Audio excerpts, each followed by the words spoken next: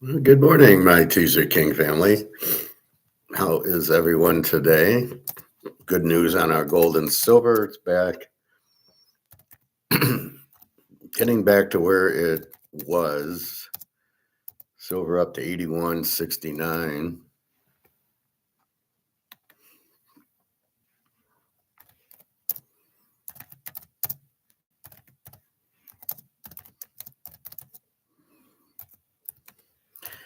And it's about to blow the lid off. It's about to really jump as they discovered this guy had shorted a bunch.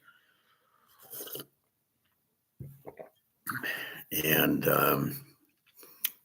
they've got him, and he can't do it anymore. He can only buy, he can't sell. So I think this whole Ponzi scheme, obviously it was Jamie Dimon and J.P. Morgan, and and the Madoff people who did it. So I got Mark McGwire, and Alligator McLeod is on Mark McGwire today. Very good videos I was watching. So here's our silver up to 81.77, which is much more like it.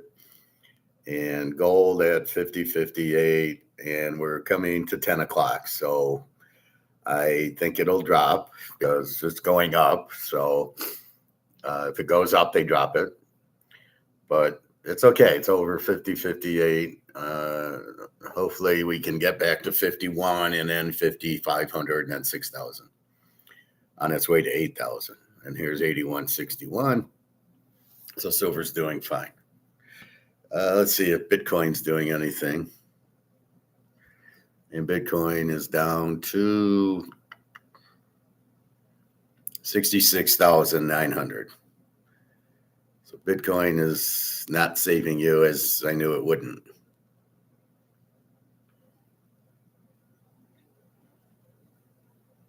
All right, 50.58, 81.63. So it's nice we're back at 81.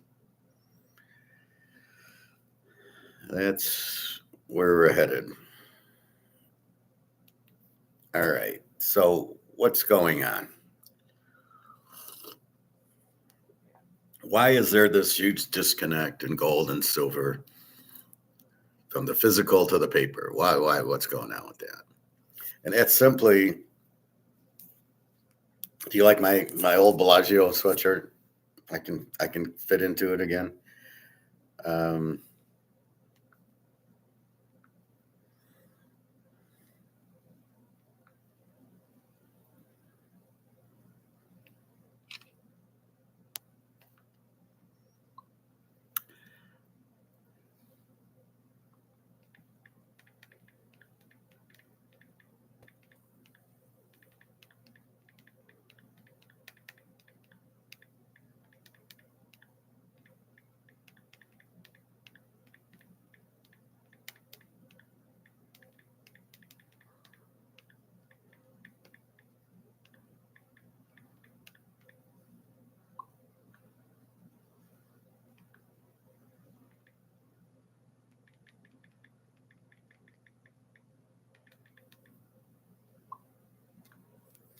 All right, so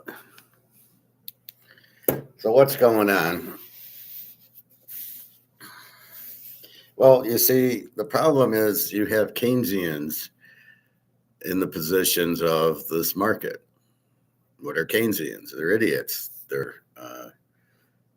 It doesn't work. They don't understand. They think they control the economy, which you can't, which was that whole Adam Smith thing. So if I was in charge, there would not be a paper market for gold and silver. It would be all physical, and we would see $10,000 gold and $2,000 silver as we're expecting.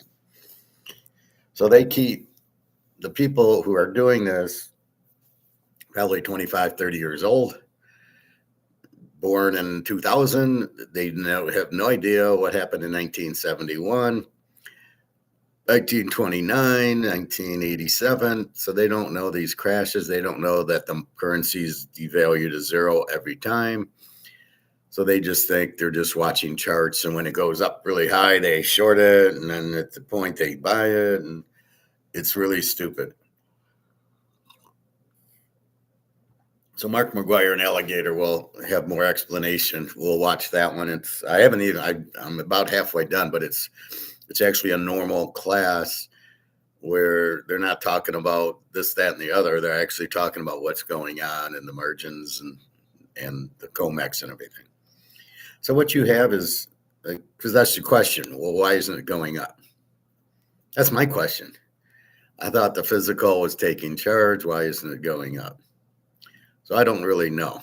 But what I do know is the physical is worth a lot more than we think. I was going to say something. Oh, I'm on early today.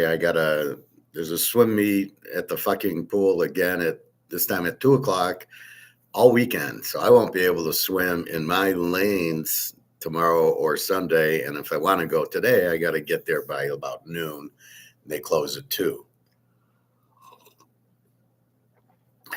which I've been pretty vocal about because I'm going, I pay too.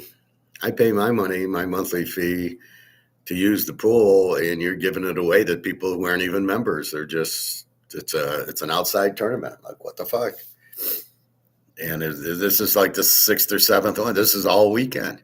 I can't even go, let's say at 8 a.m. tomorrow. I couldn't go because it says it's closed for this tournament from 6:30 to 6:30 at night, the whole day, and the whole day Sunday. And I'm like, are you kidding me? They're going to be there at 6:30. So I can't use my lane and do.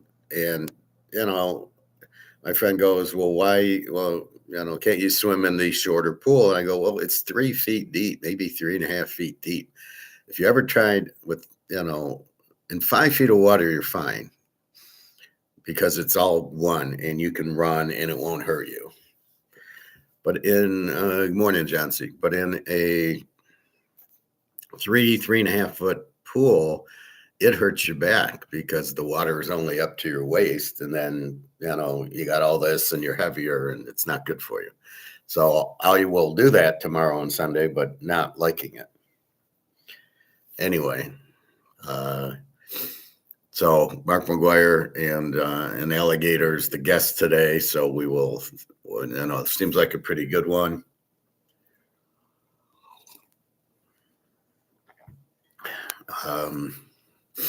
Anyway, so the reason's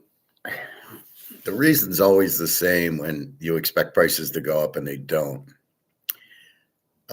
Like in physical gold and silver, why aren't they going up? And it's always, if it's not in the free market and it's manipulated and controlled, the controller keeps the price down, which is what's happening. So in a free market, you would see gold at 10,000, silver at 2,000, and that's what it would be in a free market. And we'd go, oh, okay. So don't worry, I won't eat my pita bread this morning. It's too early. I really want to kind of maybe fast today, or at least I won't eat till dinner. So so what's a free market? And as I explain, a free market is, let's use my Christmas tree. I haven't used this as an example. So let's say, Target has this and it's $5 and people buy it. Now you have a price. That's a free market price. You put it on sale, somebody bought it. There's no middleman, there's no options. It's the market dictating the price. And then maybe you raise it to 10 and the market says, yeah, I really like it. It's red, it's Christmas, I'll buy it. And then it goes to 20 and the market says that's too much. I'll give you 10, but I'm not going to give you 20. Then we know what the real price is based on interactions between the producer who makes the Christmas tree and the consumer, us, who are willing to buy it. So we set the price. We say $5 is good, $10 is good, 20 is too high. Sort of like we do with steaks. We set the price. You want a New York strip for $10, we buy. For 20, we don't buy. And then you see the sale at the Super Bowl that they're selling the steaks on sale for $10, which is really where the real market is. So again, as I show you, The market for New York strips is probably here, the real free market, and they're trying to sell it here, which doesn't work. Nobody buys it, and then they lower the price to where the market is. Well, in gold and silver, they're trying to set the price, but not based on the market. So the market's here. I will pay 10 grand for an ounce of gold if I don't have any, or if I'm really rich, and the price is down here. So this is the disconnect, and it's a reversal of everything else. They're keeping the price down. They're suppressing the price. So it's not hitting the free market, right? There's never a buyer here, and they don't raise the price to where the market is, which is very, very confusing and very, very stupid. So if I can sell my gold for 10 grand, which is where the market is, that's what I should do. No, I'm going to keep the price at, what is it, 5 grand now? I'll keep the price at 5 grand. So it went up from 2 to 5, but the demand's still up here. So you're never letting this go to demand. So we don't know what the price is. And because you're suppressing this with bullshit paper contracts, would have nothing to do with demand. So demand's up here, supply's down here. And look at it. Gold was selling for 1,800. We bought it up. Went to 2,000. We bought it up. 2,500. We bought it up. 3,000, 4,000. Now it's at 5,000. We're buying it up. And this is the point. Now, yes, it's a lot of central banks. Well, obviously they know, as long as they have an Austrian economist there, they know to buy gold because they know the dollar's worthless. So again, we problem solved this the other day, where the problem is you're printing too much money because the government is run by Keynesians who are socialists, who say, yeah, we'll just keep printing money. It's okay. Nothing can happen. We're MTMers, monetary theory. And we say you can just keep printing. But the rest of the world goes, no, you can't. That's how you destroy the currency. And it's happened every time. Let's go to Germany. Let's go to Venezuela. Let's go to Zimbabwe. Let's go to France and England and Rome. And it's all happened when they don't back the currency by anything. The dollar or whatever they're using loses value because you've got too much printed. And people don't trust it, and people leave it. And that's what's happening now. But because you're dealing with a lot of Keynesians at the banks, especially in the West, the US and France and England and Canada, they don't know what's going on. So they just see they see gold spike up and they go, oh, it's time to sell it. It's too high. And they're missing the whole point that the dollar's inflated, because they don't even understand what inflation is. They think it's prices. Well, we'll keep the prices down. We'll just say it's 2%, which is horseshit. I filled up my car the other day for $268, and I know damn well that's a suppressed price. So on that hand, it helps that the gas at the gas station's cheap. But at the other hand, it doesn't help the gold and silver. And this is the problem. So the gold and silver we know are much higher because these guys at the bank are Keynesians who are just don't understand it. I mean, it's clearly what's happening. China understands it, BRICS understands it, but not the idiots at the bank. And so this is the problem. You're basically dealing with idiots, and they keep suppressing the price, but they don't even realize they're suppressing the price. They just go, well, they'll treat it like a stock. Well, the 50-day moving average, inflation's 2%, so we'll keep shooting the price down because, it's really not what it should be. It's not the real price. They don't understand paper versus physical isn't. But if we went to the market, as the stakes are, and the demand for the stakes are huge, you'll see the price go up. The demand for gold and silver are up here. So the price A should follow to the market. Now, when we're buying stakes, stakes, and they make the price up here and there's nobody there, or Toyota, 35,000, and there's nobody to buy it, you follow the market. But we're not following the market in gold and silver. And the reason the demand's so high and people will pay anything is they have to get out of the dollar. Now, your rich trillionaire, billionaire people can afford the $5,000 price tag. People like us, if you listen to me, and I hope you guys are listening, you would have bought it at 17, 1800 or 2,500 or 3,000. You would have listened to me and bought it, and now it's at 5. So how much money do you have left to pay 5,000? But you can certainly buy gold in quarters and halves if you can find it. Like my guy's store, he doesn't have gold. He's missing the point. He's scared that it's so expensive. And then really, I don't know that a lot of people are selling him the gold. I think people are starting to realize I think one of two things happened. The people with the gold when they were a kid or younger, bought it at 1,500, are selling it at 4,000, 4,500. So they came in and sold it. They don't have anything left. They've sold it all.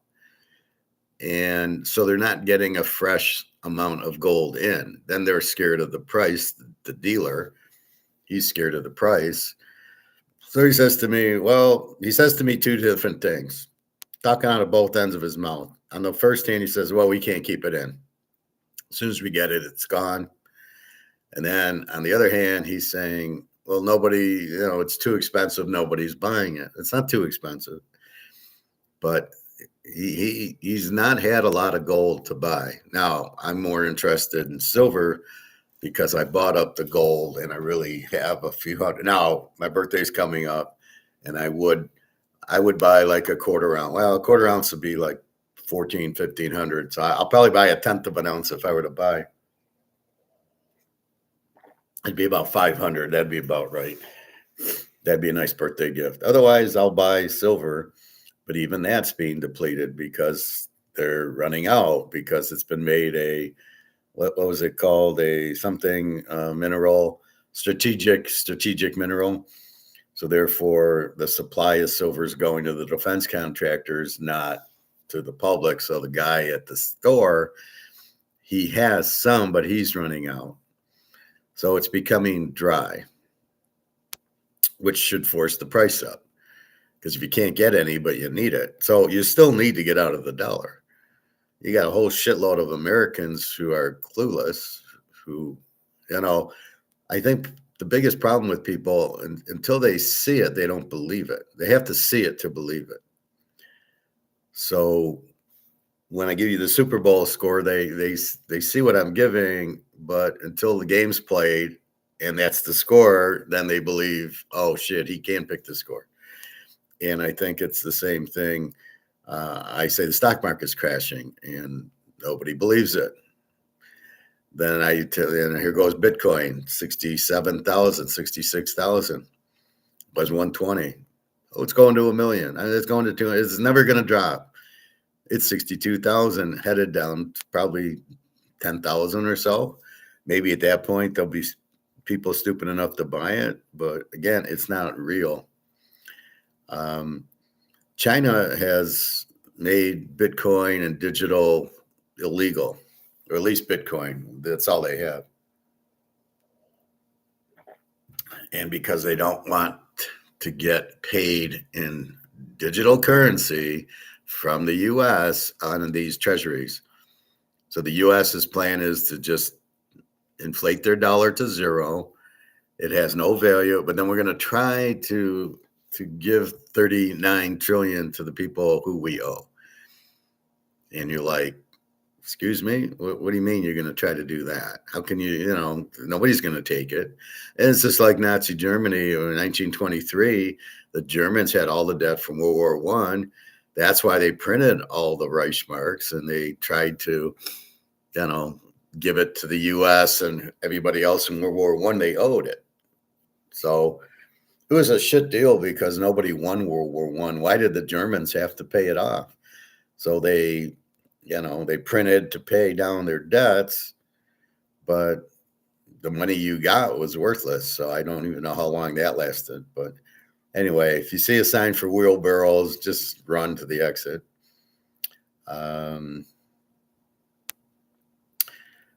So that's what's happening. A lot of people in COMEX are Keynesians, which are socialists who don't understand Austrian economics, how we understand the free market. This will sell with what people will buy it for. The market determines this price. You can sell it for 100 if you got buyers. If you don't have buyers, you got to lower the price to maybe 90 or 80. It's 12 years. Do anybody care? And then that's exactly how you develop a price, is that is developed by buyers and sellers. Well, I'm going to buy it if I deem it to be a fair price, which means, okay, I'll give you $75 for that. That's a fair price for a 750 of Canadian Club 12-year. And if they want to sell it for 200, well, that's too much. I'll give you 75, but that's it. Or we do it with the baseball cards, or even with this. This is probably worth $50 because they blew it up, right? So you can't get it anymore, but it is real. So maybe it's a $50. Okay, I'll pay $50 for this, and will somebody sell it to me for 50? That's what I think is a fair value. And that's what you have. It's what's the fair value. And the fair value for gold is much higher than $5,000, but it's being controlled by these idiots in COMEX who are controlling it, not with the free market. So it's not going to the market and people are going, yeah, I'll pay $5,000. And then all of a sudden they lower the price to 4,900. Like, you've got demand at 5,000. What are you talking about? You've got demand at 5,500. People were buying. You have silver demand at 120. People were buying it at 110, 120. So what are you talking about? You make no sense of lowering the price when people are willing to pay for it. So it's like I'm going to sell this for $100 and people are buying it. It's flying off the shelves. So wouldn't I raise it to 125? If people are going to pay 125 for it, I'm going to keep raising the price until people stop paying, and then I'll know, okay, it's probably a little bit long and a little bit high. But if I put it on the shelf and people are buying it, I'm going to raise the price because I have demand. That's half the battle. Do I have demand, and at what price is my demand, which you don't know, but you test it, right? Well, okay. Oh, Dewar's is it, or Crown Royal is this? I'll put it around there. Well, this is 12 years old, so it's not the regular bottle. I can make it. And so if people are willing to pay for it, why would you lower the price? But what happens with gold and silver? People are paying $5,500 for it, and you lower the price down to 48. What idiot does that? Silver, 120. Now let's lower the price to 70. Right? What do you mean lowering the price? People are paying 120 for it. People need it. It's gone. There's no supply. People can't even find it. Why would the price go down? So apparently this investor, I'm going to assume part of the JP Morgan team, did all these shorts, and it went from 120 to 70 because that people had bought it up. So there wasn't any of the buys out there. So it was like all these shorts. And that's why it went down, because he's not even playing the same game as we are. He's playing a game of trading places. I'm going to short it at 120 and I'll buy it back at 75 or whatever. And so he's playing that game. He's not even looking at the market. He doesn't have physical gold, which is the problem here. If he had physical, so let's put it like this. 120 an ounce, this is worth 240. You know what? I'm going to sell it for $75. I'm going to sell it for 150, even though it's worth 240. Why would you do that? So if you hold physical, you would never, if the price is 120, you would never sell it. You would never sell it for 150, right? Why would you sell it for 150? I mean, if you can get 150, no, if you can get 240 for it, why would you sell it for 150? If it's just a normal ounce, yeah. Well, let's take this even easier. So, if this is worth $100, why would I sell it for 75? I only put items on sale that I can't sell. But if I'm selling this at 100, Why would I lower the price to 75 when I can get 100 for it? It doesn't make sense. And this is the problem with paper versus physical. In the paper world, they make money shorting it at 120 and buying it back at 75. That's the way the game's played, but it's reverse of the real world and the free markets. In the free market, the more demand for something, the higher you raise the price on demand. So when you're dealing with paper and they're shorting it, then what do you have? When they're shorting it to make money is not free market. And that's why I always bitch about it. In a free market world, if you can get 120, then you let it go. How much can I get for it? And the price would never go down. Once you're getting 120, you're never selling it for 90 or 80 or 100. You're selling it for 120. And then as people come to buy it and there's more people buying than you have, I got to sell for 150 because I don't have any more. And they're demand and they're going to buy it because they realize this and the free market's worthless. Nobody wants this. That's why all the central banks are buying gold, especially Russia and China. So this is the one thing that is incredibly stupid and frustrating about COMEX. Nowhere would you lower your price if you have demand, right? It's retarded. I get at the grocery store, you see sales, but those are items that aren't demanded. They can't sell them. A 2-liter of Coke for $3, $2.99. You almost always see that 2 for $5. I see my chocolates. They can't sell them at $6 now. So they say, you buy one, get the other half off. I still ain't buying it. It's still $10 for 2 dark chocolates. And, so I'm not going to do it. But you see, they're not selling is when they put them on sale. And what you're seeing with gold and silver, the demand is there.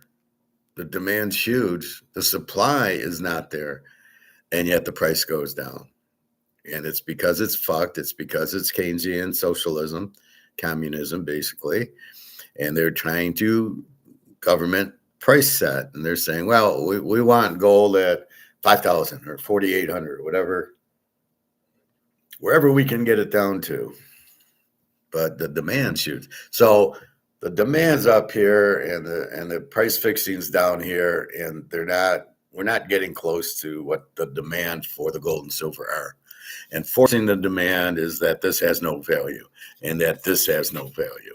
And it doesn't have value because it's not backed by gold. So we understand the story. We understand the problem. These aren't backed. These are worthless. So the demand for gold and silver is huge because people realize I can't stay in dollar anymore. And once they realize it, it doesn't matter what the price is of gold and silver. They're going to pay it because you have to. You can't stay in dollars. The dollars are worth zero. So I can either stay in the dollar worth zero or get out of the dollar worth zero. And I can trade it for gold and silver, which is underpriced for some strange reason. This whole COMEX paper game is pure ridiculous. It's pure stupidity, which is why the government did it. And it makes no sense. It makes zero sense. I have high demand for an item. I'm going to price it down. I'm going to price it lower.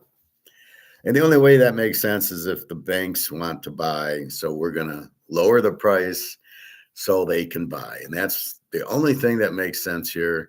You have some people shorting at 120 silver and the price went down. But the price shouldn't have went down to 80. If the price hit 120, it should be 120.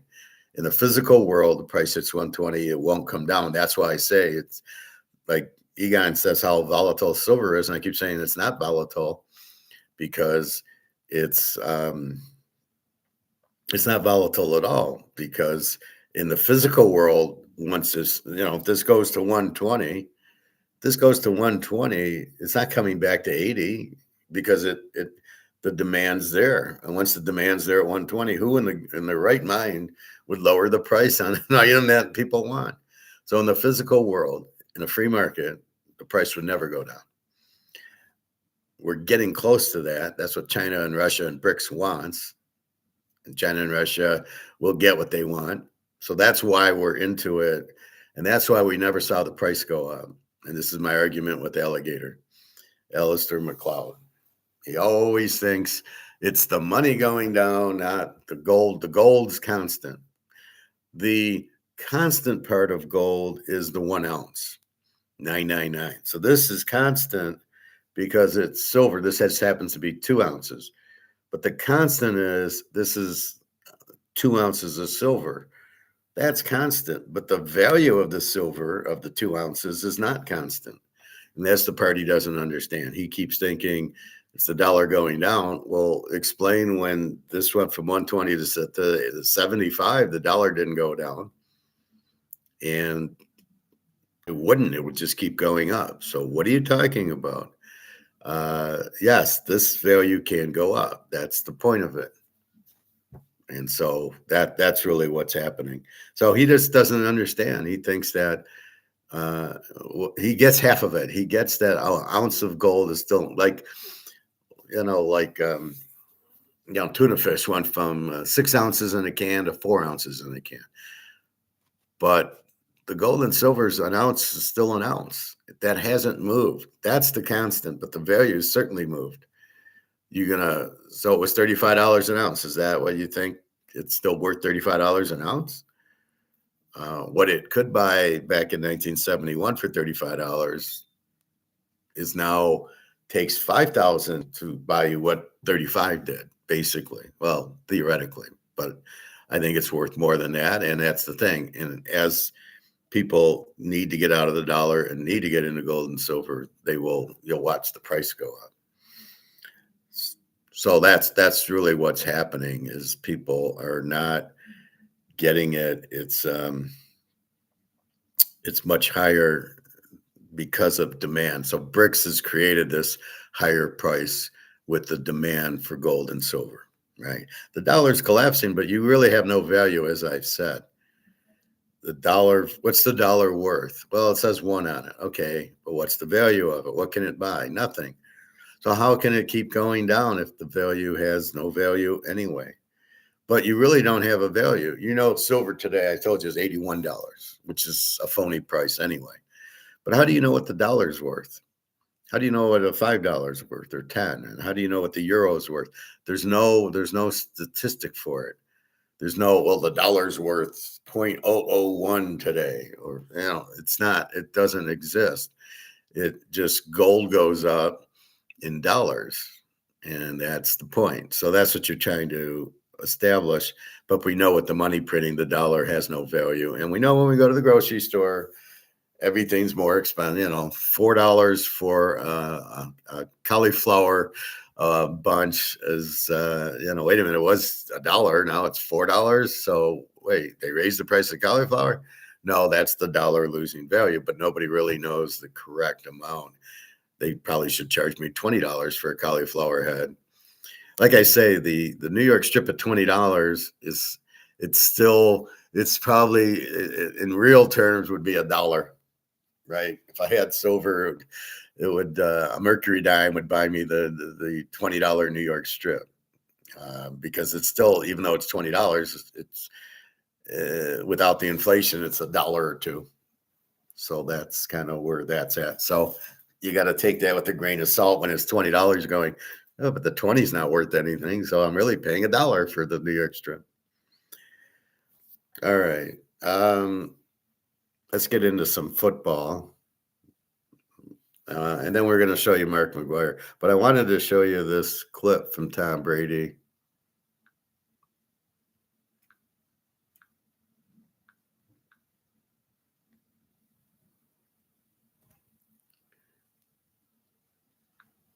This is cover 1. In my second year, this is cover 1. In my second year, it's training camp. And we had a very good quarterback coach named Dick Rabine. And God rest his soul. Unfortunately, he passed away in training camp and of a heart attack. And it was a very difficult loss for our team. And the way that we found a way to continue on that season is Bill Belichick became more of a quarterback coach than we ever imagined him being a quarterback coach. He was he was obviously a head coach, very involved in defensive game planning, but he decided to come in every week and talk to the quarterbacks about coverage. All right, guys. And he would do these big write-ups, and I still have them all because I kept everything. This is cover one. This is how they play it. This is who is responsible for who.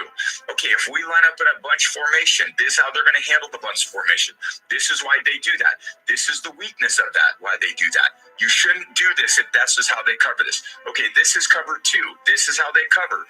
They play two variations of cover two. When they're in this variation, this is what they're trying to stop. When they're in this variation, this is what they're trying to stop. Okay, this is cover four. This is how this team uniquely plays cover four. We shouldn't line up in this formation to try to run this concept.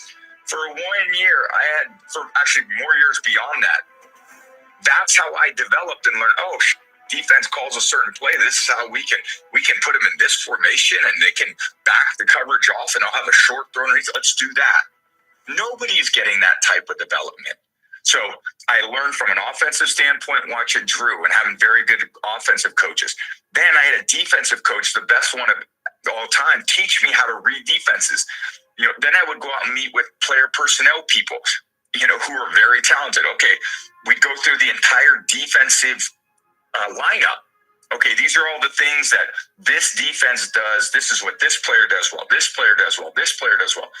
That's development. You're giving people knowledge and information that you could take to the field so that you could play with confidence and anticipation, and that would free you up to play a very aggressive style of football. So that's what we're looking for in a quarterback. So when we see Lamar, we see CJ Stroud, and we see Fields, and half these quarterbacks, this is what it would take them at least a year to sit and study this before they're even ready for the NFL, because you're not seeing this in college. Nobody's cover one, cover two, cover four at the level they do in the pros. And this is the problem. Maybe Miami did that. Maybe Texas Tech ran that type of style. But generally, you're not seeing this in college. You're probably seeing a base vanilla defense.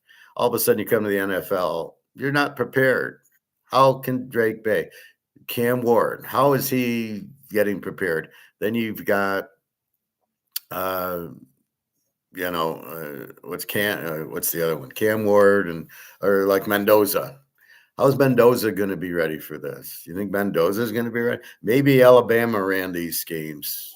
Maybe Georgia runs these schemes, but not a lot of teams. Maybe Ohio State. I don't know. But that's the problem. So you come in as a quarterback and start right away. You can't.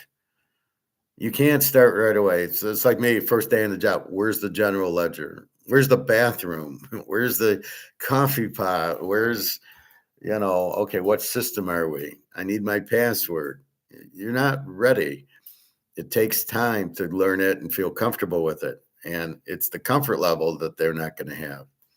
So these quarterbacks that come in and they start, Cam Ward, he'll never be good. That's why Darnold's taken 9 years, because they just threw him in. He didn't develop. The development is the learning and the comfort level. So I try to develop you into how to bet football games and how to bet gold and silver and how to bet poker. That's all the development. That's what I'm giving you, is the development. However, when you don't listen to my development and bet New England, then there's not much.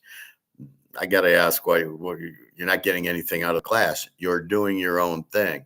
Well, I can come up with a model that's going to come up and, my model said take New England.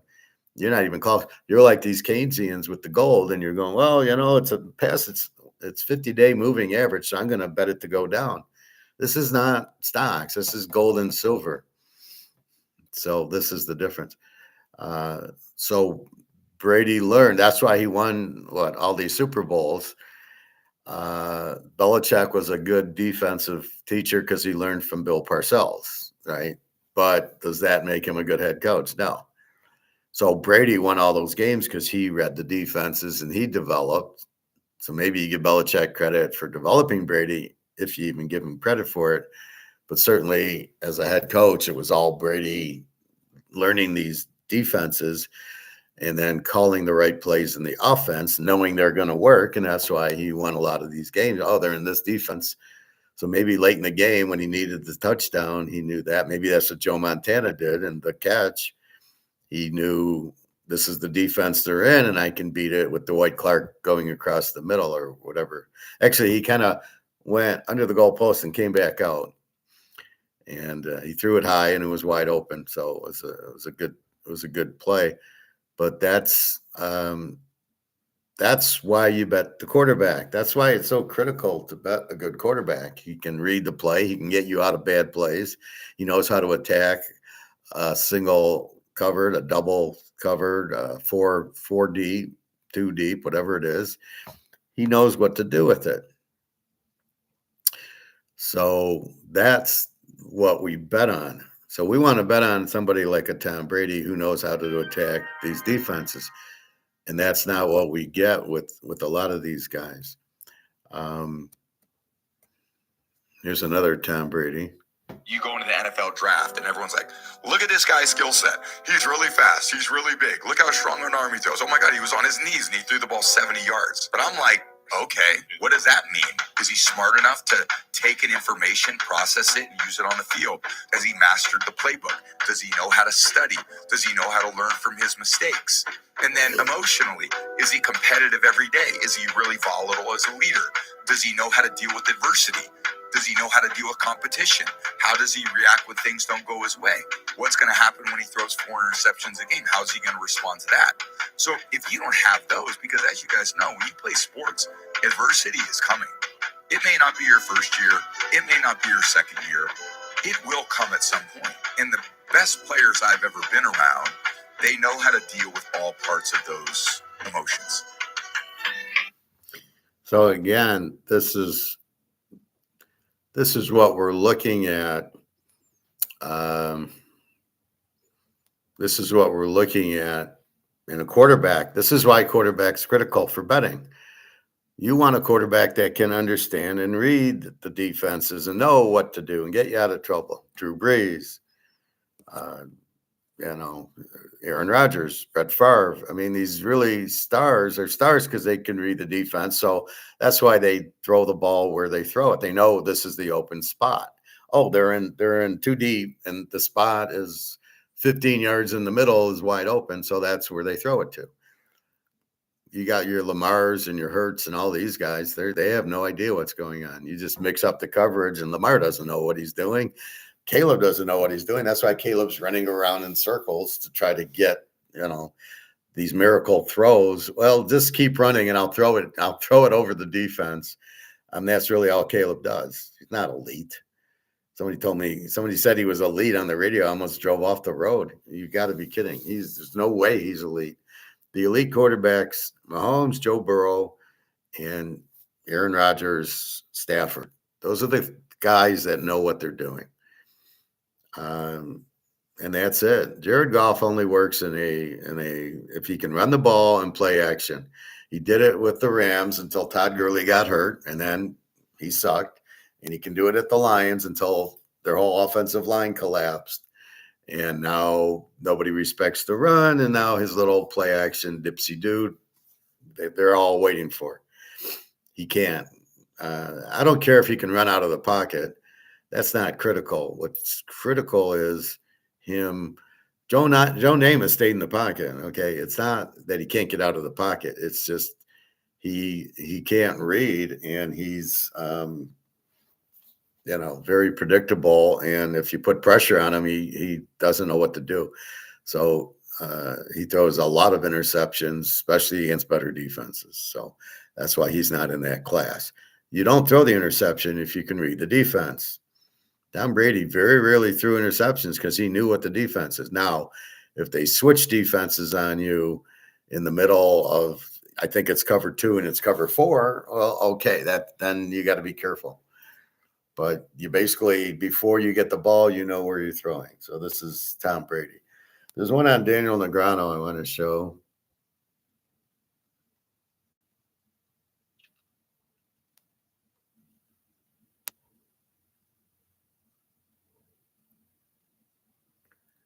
You generally want to check raise opponents who are weaker, but they're weak and they don't fight for pots, and they fit or fold. Those are the kind of people you want to check raise bluff more often. If you have a player who's going to like bluff a lot, like aggressive players, then you want to have a much stronger check call range on the flop so that they will fire the second barrel and maybe the third, depending on what card comes. If you're up against sort of a pot controlling type player, and let's say you do flop a big hand, when you do flop a big hand, what will often happen is, you check call the flop, you check turn, they check back, and they might check back some top pair hands, and be worried about some stuff, or just in general trying to keep the pot smaller.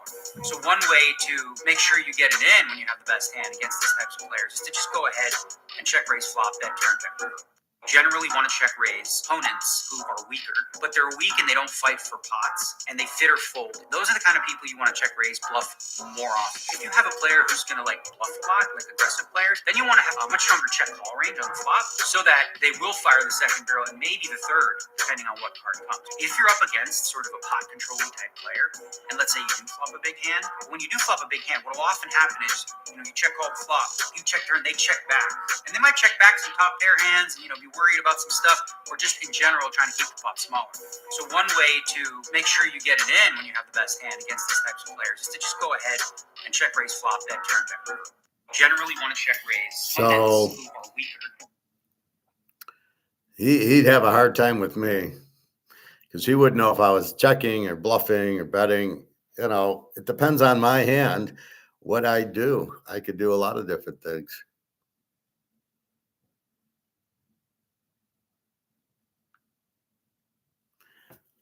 Because that's how I play, and I'm looking at him and I'm seeing what. So if he's going to call a lot of pots, then I'll kill the guy because I'll just slow play him. He'll think I'm bluffing, or I only I can get away from a hand when it's not good. But if he's bluffing me, I'll figure that out. Like I said with the Russian girl, and she makes big bets, but then when she's got a hand, she checks. Well, Daniel's got to do one of those things. So he's thinking, oh, he's a soft guy. I'll bet, and he'll go out. He won't fight for the pot. I don't know what that means.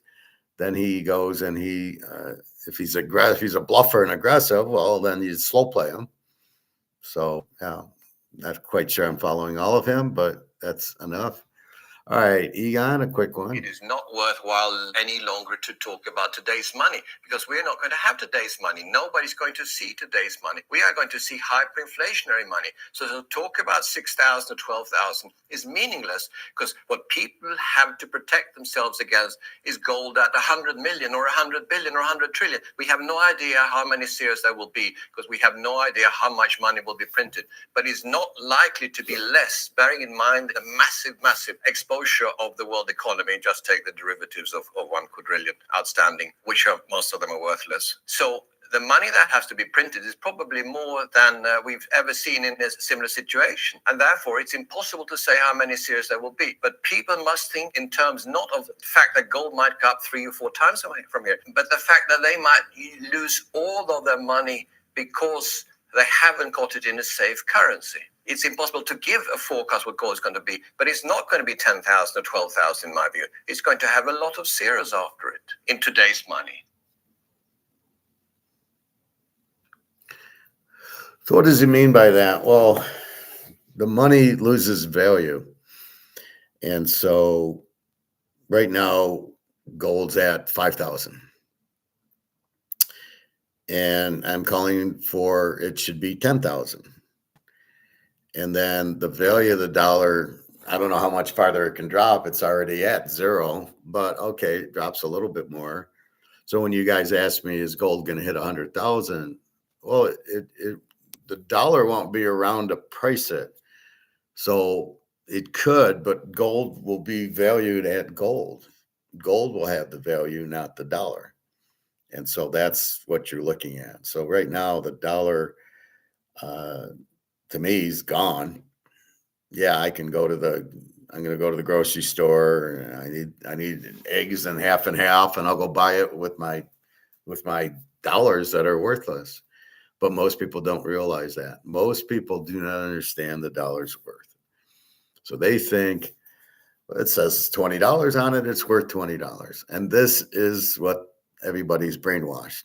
It's not worth, it's got a 20 on it, but the value of the 20 is not what the value of the 20 used to be. It's not stable. So this is, this is stable in the fact that, well, this is 2 ounces, but let's just say 1 ounce. It's still an ounce of silver. It's still 999 fine silver, 1 ounce. That hasn't changed. The value has gone way up because of the demand by BRICS and whatever other banks are demanding it. But that's it. This is, but when we compare it to this, and this is my point, this gets printed. And the more they print it, the less this is worth. So where you would, with $1 buy, milk and eggs, is now $5 to buy milk and eggs. Or Oreo cookies used to be $1 for the box, is now $5 for the box, $6 for the box. And that's not the price of the Oreos going up. It's that this has lost value, and it now takes $6 to buy the box of Oreos that used to take you $1, which used to take you probably a quarter. You see these old 1971, 72, 73 McDonald's, it's 50 cents for a hamburger, 25 cents for fries, 25 cents for a Coke. And that's because the dollar was stronger. So McDonald's theoretically raised their price, but it's keeping pace with the dollar. So when you go get a $5 burger, I ate at Big Boys last week, and they have this all-American burger. It was like 2 patties, right? And it's $14, or really 15 at $14.99. And you're like, are you kidding me? That's the problem. $14 for it couldn't have been a half pound. That's why I go to Coney Island, where I can get a half-pound burger for $7. The Coneys are really expensive in their salads. It's just fucking lettuce and a few odds and ends. But the lettuce, I can go buy a whole red leaf lettuce, and it's maybe $1.50, maybe. So it's just funny. You get a bowl of lettuce with maybe a few vegetables mixed in, and it's $12 or $9, and you're like, this is ridiculous.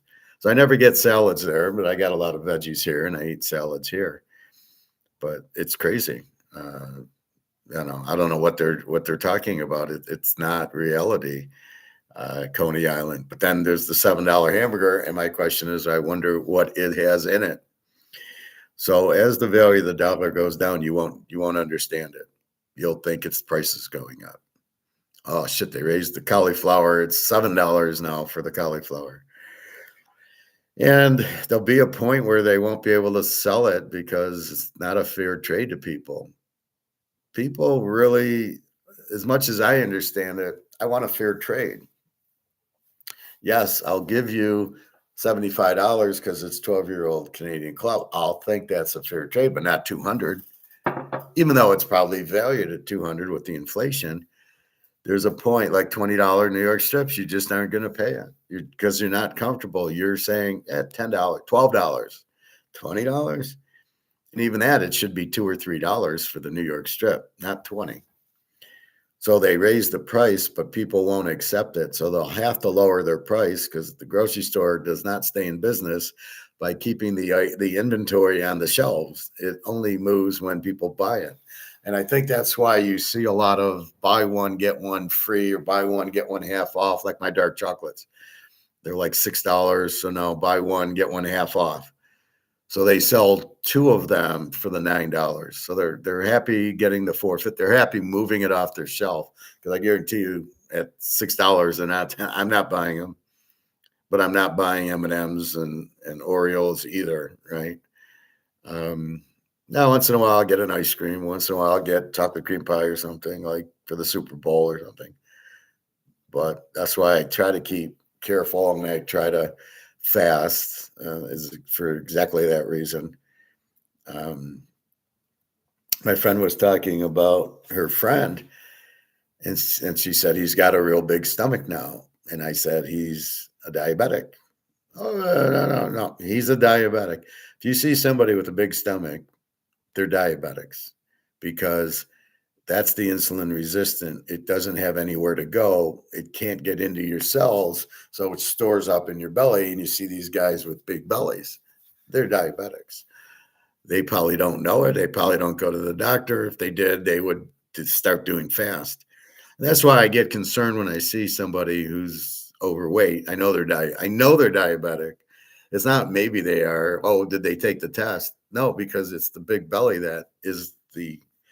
that's the effect. That's how you know. Yeah, he's got the big belly. He's diabetic, and that's the problem with it.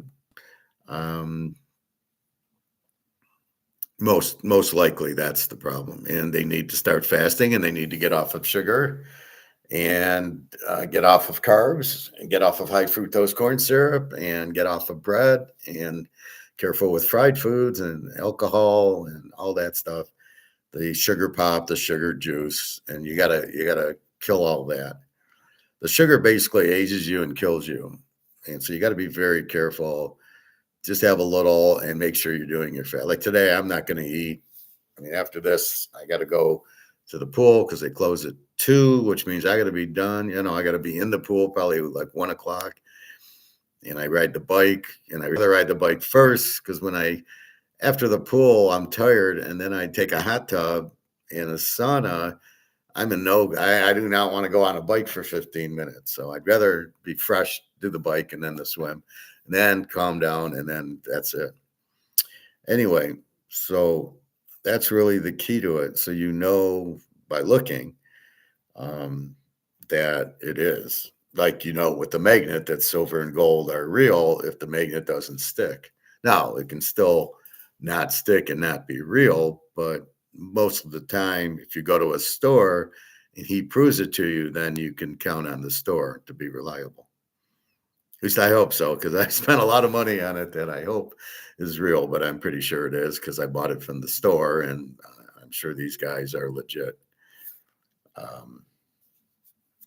Anyway, so that's the key to it. So you're kind of understanding the money isn't. See, we understand it now.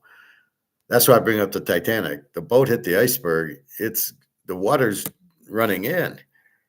You don't have to. You take 2 and 2, and you go, well, the rudder's coming in. The boat's going to sink because the boat can't. If all this water is in the boat, then there's a problem.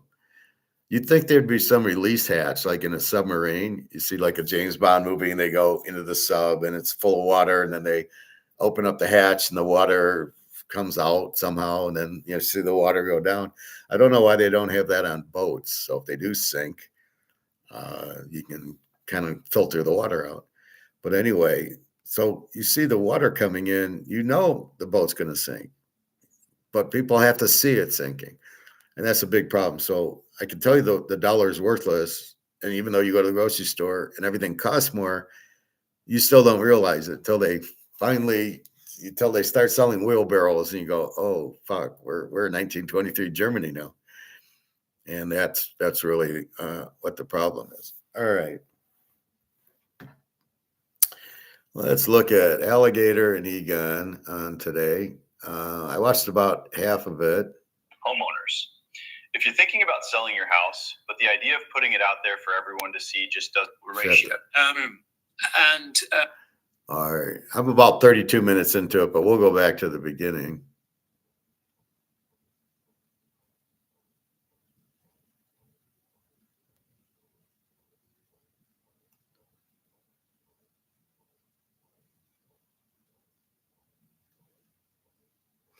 All right. So Mark McGuire and Alligator's the guest.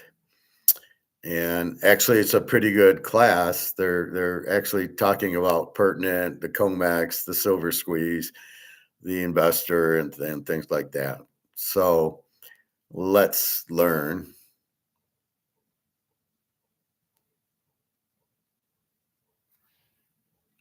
Featured guest, Alistair McLeod. Over to you, Andrew. Well, thank you, Alistair, for coming and visiting us. First time, 2026. I cannot believe it. You were a regular visitor with us in 2025, and we've had many, many calls for you to come back. But thank you so much for joining us today. It's very much my pleasure. And it's early in the year, so, we don't want to bore everybody with my views, surely. Well, certainly the market action hasn't been boring, has it? That is very true. Very true. In fact, I think I'm glad that we're actually doing this interview after the Friday to Friday. Should we call it a drawdown? Let's be kind and call it a drawdown. But I think maybe we could start with the silver squeeze. I think because obviously gold a lot less affected, but the silver squeeze, massive physical shortages, exploding Asian demand. I mean, and this huge decoupling we're seeing between the West and the East. Tell me what you're seeing from your perspective. Well, I mean, there's so many aspects of this, but so I'll try and boil it down to a few simple points. One point is that there was no speculative interest in COMEX or indeed in London ahead of this. What subsequently transpired was there was speculative interest on Shanghai Futures Exchange, and quite a lot of that on the short tack. Not long. I mean, this guy was Bain something or other, Xiling or something, short of over 30,000 contracts. Yeah. And what's interesting is that next week is Chinese New Year, Year of the Horse. That's this week. Markets are shut. Mr. Bain has been told you cannot sell anymore. So the only thing you can do is buy to close or deliver. I'm awaiting the squeeze. I think the squeeze could be quite dramatic at the Chinese end. Anyway, so we'll see what happens there. But the other point I'd like to make is that on this dip, I'm hearing from everywhere around the world that buyers for gold and silver were just queuing up to pick it up deep levels. Now that's interesting because it tells us that the psychology behind the market now is immensely positive. People are beginning to understand why you should have gold and silver. And the people who are understanding are central banks, governments, let's say some of the super rich, wealthy Asian families. They're not all. And the people who may be people with huge great funds who are close to government and know what central bankers are thinking. And perhaps some old money, which understands the difference between money and credit. Not that many people do, but understand that it's credit going down in value rather than money going up. Because, that's the point. It's not a bull market for gold. It's a bear market for fiat currencies. So there's that. I won't comment. The other point I'd like to make is that the geopolitics are evolving really very rapidly. I mean, interestingly, China has always taken the view, why interfere with the dollar's demise when the Americans are basically making all the mistakes? So really, for the last, 3-4 decades, they've just sat back and let America make all the mistakes. Every time America comes out with something against China, whatever, it ends up, China doesn't get hurt, really, and the dollar gets undermined. People start losing confidence in the dollar. I mean, a good example was cutting Russia out of SWIFT and stealing Russia's central bank reserves. So, literally everything they have done has just backfired on. And so the Chinese have done nothing until last September. Last September, they finally decided that it was time for them to act. You have a capricious president in President Trump. You can't trust a word he deals with. He changes his mind every minute. He's, 1 minute he's peacemonger wanting the Nobel Prize, another he's all for bombing the hell out of someone or other. I mean, this is unscapable, if you like. And it really started the Chinese saying, okay, rare earths, you're not having them. And literally just stopping the export of rare earths without without an import, an exporter and a foreign country having a very, very good reason to do so and being relatively friendly to the Chinese.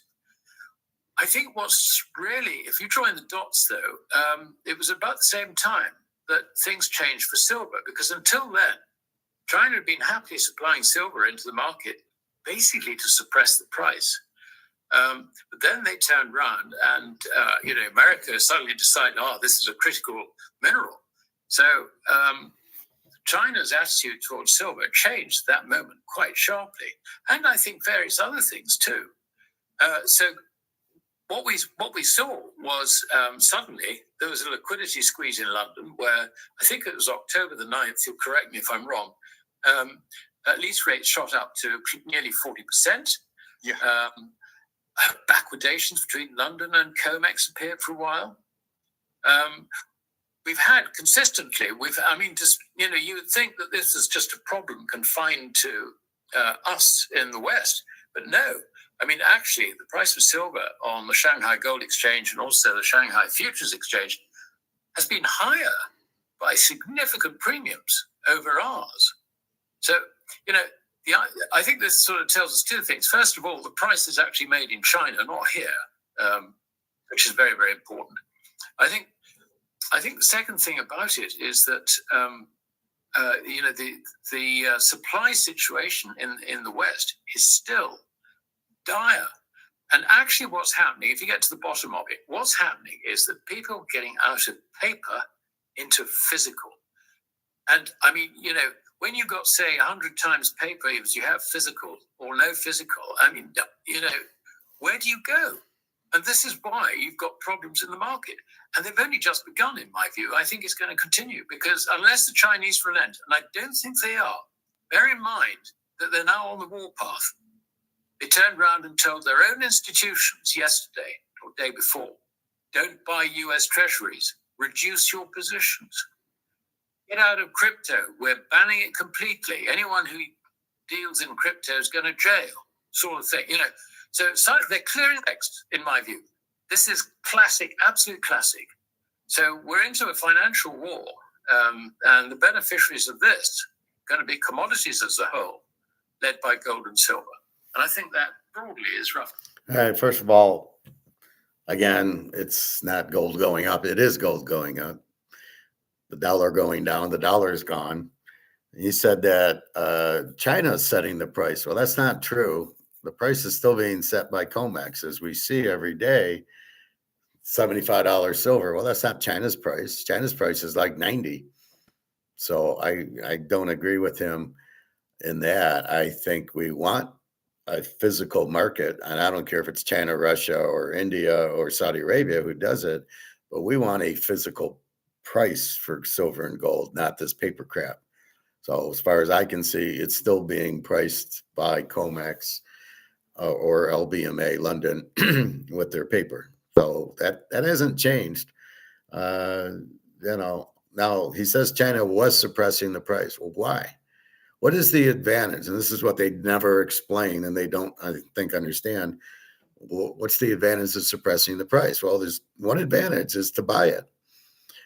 I can buy it cheap. I know I know I need it. I know the dollar's crashing and I want to buy as much as I can. So in my mind, that's why they keep the price down, to buy it, because the demand's up here, as I stated. I'll pay this price for it, but I'll keep the price here and then I can keep buying because I can see the demand's up here. So if the demand's 20,000 an ounce and I keep it at 5,000, I'll just keep buying. And then when it's all gone, now I know the demand's 20 grand. I got it for 5. Now I start raising the price and selling it at the 20,000. I'm going to get a drink of water just a second.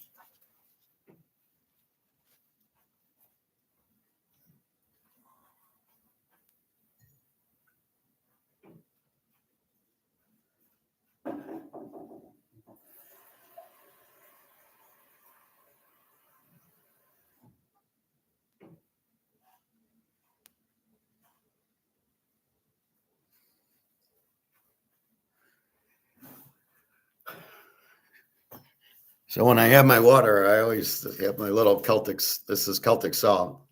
Just put it in.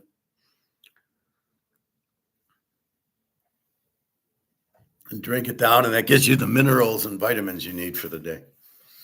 So anyway, if I know there's demand at 20 and I can buy it at 5, I'm going to sell it at 20. So I think that's China's reasoning as they see everybody collapsing. We've got the gold. You got to come to us for the gold, and we're going to do a physical price, and then it's going to really explode because we're the only ones with it. However, they don't see us having it. So we've been out buying and buying and buying, preparing for China 20,000 gold and China $2,000, $3,000 silver. And that's what China and BRICS are doing. They're keeping the price down to buy it. And then once it's gone, now, oh, we're the only ones. So if I'm the only one with this, I'm the only one in the world with this Canadian Club 12-year AIDS because I don't drink and I bought it when I worked there, 1996, 97. So, oh, you want it? How much are you going to pay for it? Oh, wait, he wants it too. He's going to give me $1,000, but this guy will give me 1,500, and he's a collector, and this guy's going to give. So I can sit back and let them fight over it because I already have it. And that's what's going to happen in gold and silver. That just hit me, by the way. So now I see asking the question, why are they suppressing it? And the perfect answer is so they can buy it cheap and then sell it more because they'll own it all. And it smells exactly what's happening. Because why are we letting COMEX keep the price down? Because COMEX is pricing it at the 5,000. It's not China's price. China's price would be much higher based on demand. But because of that, so perfect. I just solved that problem. I'm so happy. Where we are, Andy. Oh, that's really well put. And Mark I think McGuire. I think the PBOC.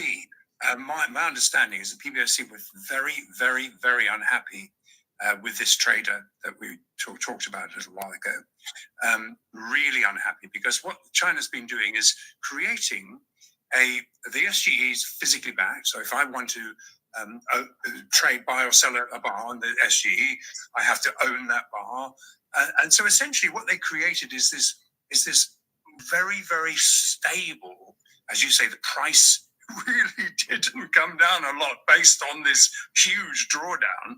And if one looked at that, and then you see, my understanding is, and I won't use the words that they told me, but they were very unhappy with what happened, and so what this 450 tons, and there was only 300 tons of supply, so obviously that created a problem, and it sort of pushed back against it. So I understand that this trader had other trades had written options position from the COMEX, had related parties there, and from my understanding, and I do deal with the CFTC, is that the CFTC and their regulator is looking into who the hell. You remember in 2011, there was a sudden amount of puts, a massive amount of puts were put ahead, the day ahead. And what it did was immediately drew a trail to who that was. They were cancelled, obviously, because it was clearly someone who was involved in the whole situation. And although it's not of that scale, my understanding is, and what I hear, is that a huge amount of puts were put on the market the day before this happened. And so I think now the two regulators are going, now what you've done is impacted a regulated exchange in America. And now you've got the two regulators very unhappy. I understand that there's even talking about putting 100% margins on this fund, this sort of long only silver fund. It's the only fund that was silver fund, and it was the long only. And I think they're talking about actually bringing margins up to almost to 100%. And I see that from the outside of the markets, they're also stepping up more higher and higher margins based on a percentage. But because they don't have the silver on this side and they do have the other on the other. So it's interesting dynamic. I mean, I think, I mean, what you're saying is that he was also running, if you like, call options or call positions on COMEX. So actually what he was doing is he was trying to arbitrage the spread between the two. Do I understand that right? Well, I think I think they bought a lot of puts. What, on COMEX? So Yeah. in other words, he's doubled down on the short position. Yeah, double down, knowing that it would, and then cancel them out. What you mean, spoofing it, in effect? Yes, spoofing, 100% spoofed. And I think I'm not the only one to think there was massive spoofing going on. We had $5 spreads. I remember looking, I couldn't believe it, Alistair. Well, yes, we've seen $1 spreads in silver before, and it's no big deal. We've seen it in the past. $5 spreads between the bid and the ask on the COMEX. 10 cents it should be. $5 at one point. So clearly it was spoof as heaven. And you can get away with an awful lot of stuff there. Well, that's interesting because the Shanghai Futures Exchange issued an announcement that they had identified, I think, something like 145 cases of spoofing and deal washing, I think they call it. I don't know what spoofing is. I think it's a fake put. So it's a put down and a call up. So they're shorting, but they're not real. They're fake trades or something like that. I'll have to look that up. But see, again, if they're going to use these terms, they should explain the terms. That's what I do, right? So this is where I don't know what they're saying, what a spoof is, but I know it's a fake something. It's not good. I don't know quite what that is. Spoofing, we know. And they suspended quite a few accounts. Now, they didn't say in the announcement specifically what it was, but we assume it was with this big short, who was dealing through various accounts or acting in concert with others. Whichever way, there is this huge short position to close. And guess what? The exchange is on holiday next week. It's shut. I mean, I wouldn't like to be in that position of having a position in a very volatile market, not being able to deal for a week. I mean, my goodness, I think that's negligent or stupid, really. So anyway, he's got himself into this position. It's going to be interesting to see how it comes out. But I mean, the point is, I think the main point is, and this is something that this guy obviously, doesn't really understand. What's driving silver is people are getting out of paper into physical.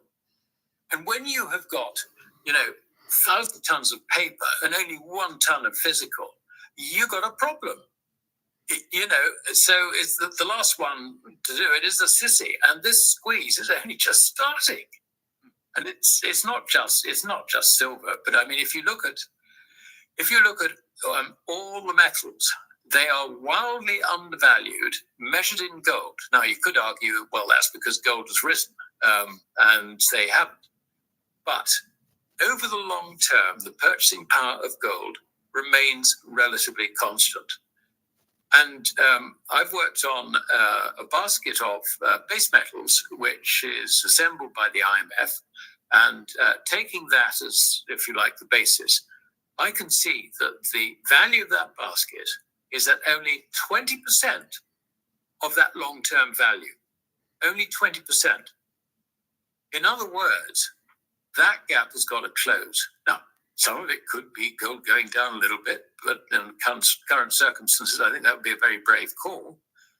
What it does mean, and this is desperately important, it means that even in gold, these things like copper, silver, molybdenum, all these sort of, nickel, lead, whatever, a basket of them is going to go up 4 to 5 times in gold, while gold is rising against fiat currencies, which in turn means that the input, if you like, into producer prices is going to be dramatic in 2026 and even more dramatic perhaps in 2027.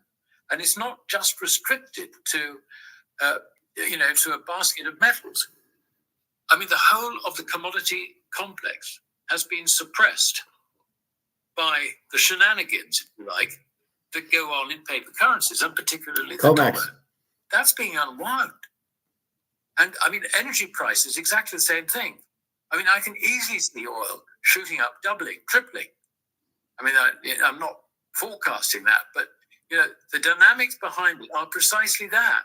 And it's going to be very surprising if inflation, that stupid phrase, which actually is loss of purchasing power of the currency, the fiat currency, it would be very surprising if that doesn't return in Spain later on this year.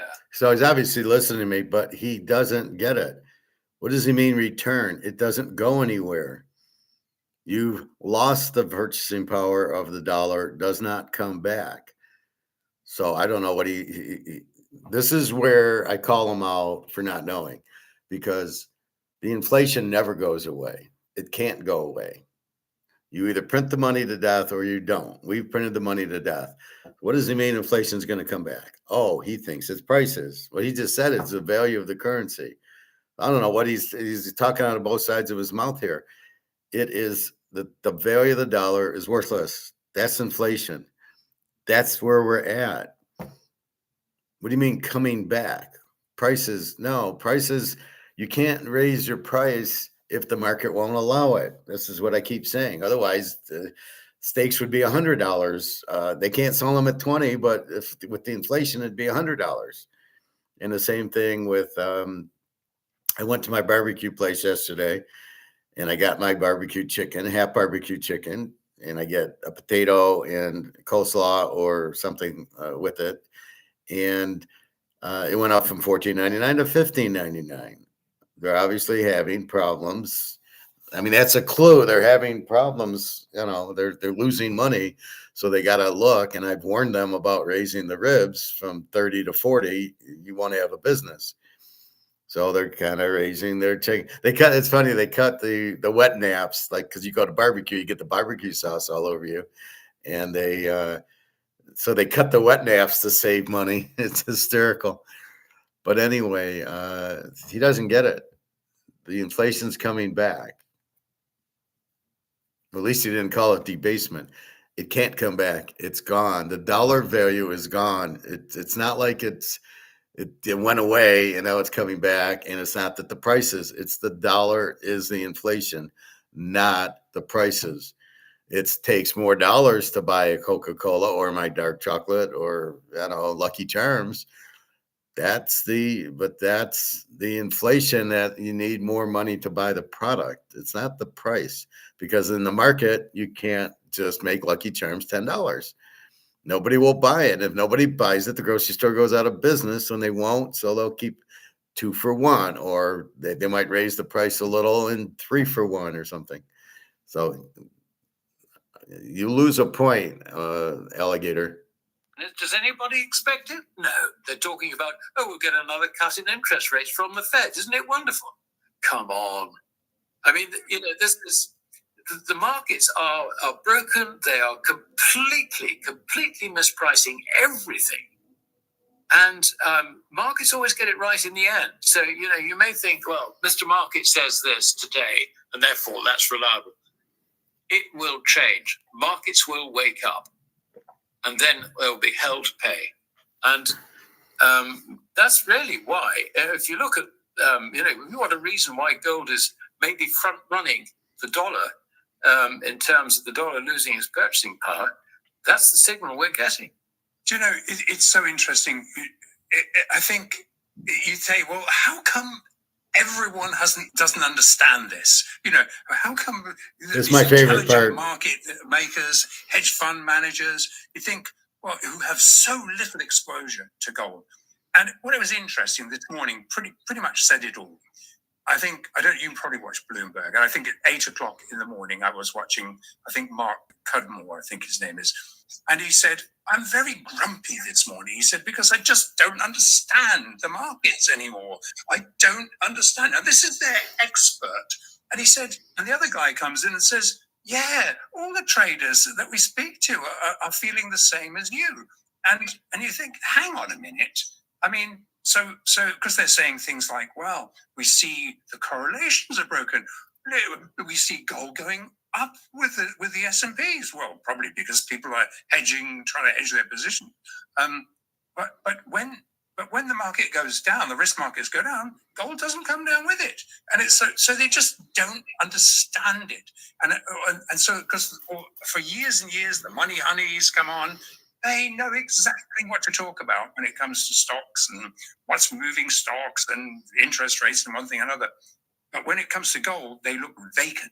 They just, and silver, even more vacant. So it's interesting that suddenly we've got an interest coming through from the mainstream is waking up, and they're saying, well, too late almost, because really gold and silver are no longer being priced this side of them, as you've rightly put. They're not being priced here anymore. They're being priced in physical markets that have escaped the spring fed. Yeah, absolutely. I mean, I think the answer to this conundrum. I mean, there's several reasons for it. The first is that everybody accounts in dollars or their own currency or whatever, so that when you trade, that's where you book your profits in the currency, and your bonuses are paid on that basis as well. So you don't. The idea that actually it's the currency going down rather than, let's say, a basket of commodities rising is alien to traders anyway. And of course, because it's alien to traders, it's also alien to most investment managers, and it's alien to their clients. And bear in mind that, for the last 53, 54 years, 55 years now, people have bought the Kool-Aid from the US Treasury that gold is no longer part of the monetary system. The dollar is the monetary system, and everything is tied to that. I've even had Austrian economists who should know better saying the dollar is money. No, it is not. It is credit. In other words, so there is disinformation. Okay, no, it is money. It's a medium of exchange is money. The dollar is money. It's just printed to death and worthless. Gold is also money, as this is silver. This is money. It's not credit. I don't owe anybody because I have this dollar. So I don't know what he's talking about there. He doesn't get it either, unfortunately. Money, dollar is money. So you don't, I really don't know what he's talking about. For medium of exchange purposes, I go to work, I get paid in money, I go spend my money. It's a means to an end to buy goods and services. It is money in that sense.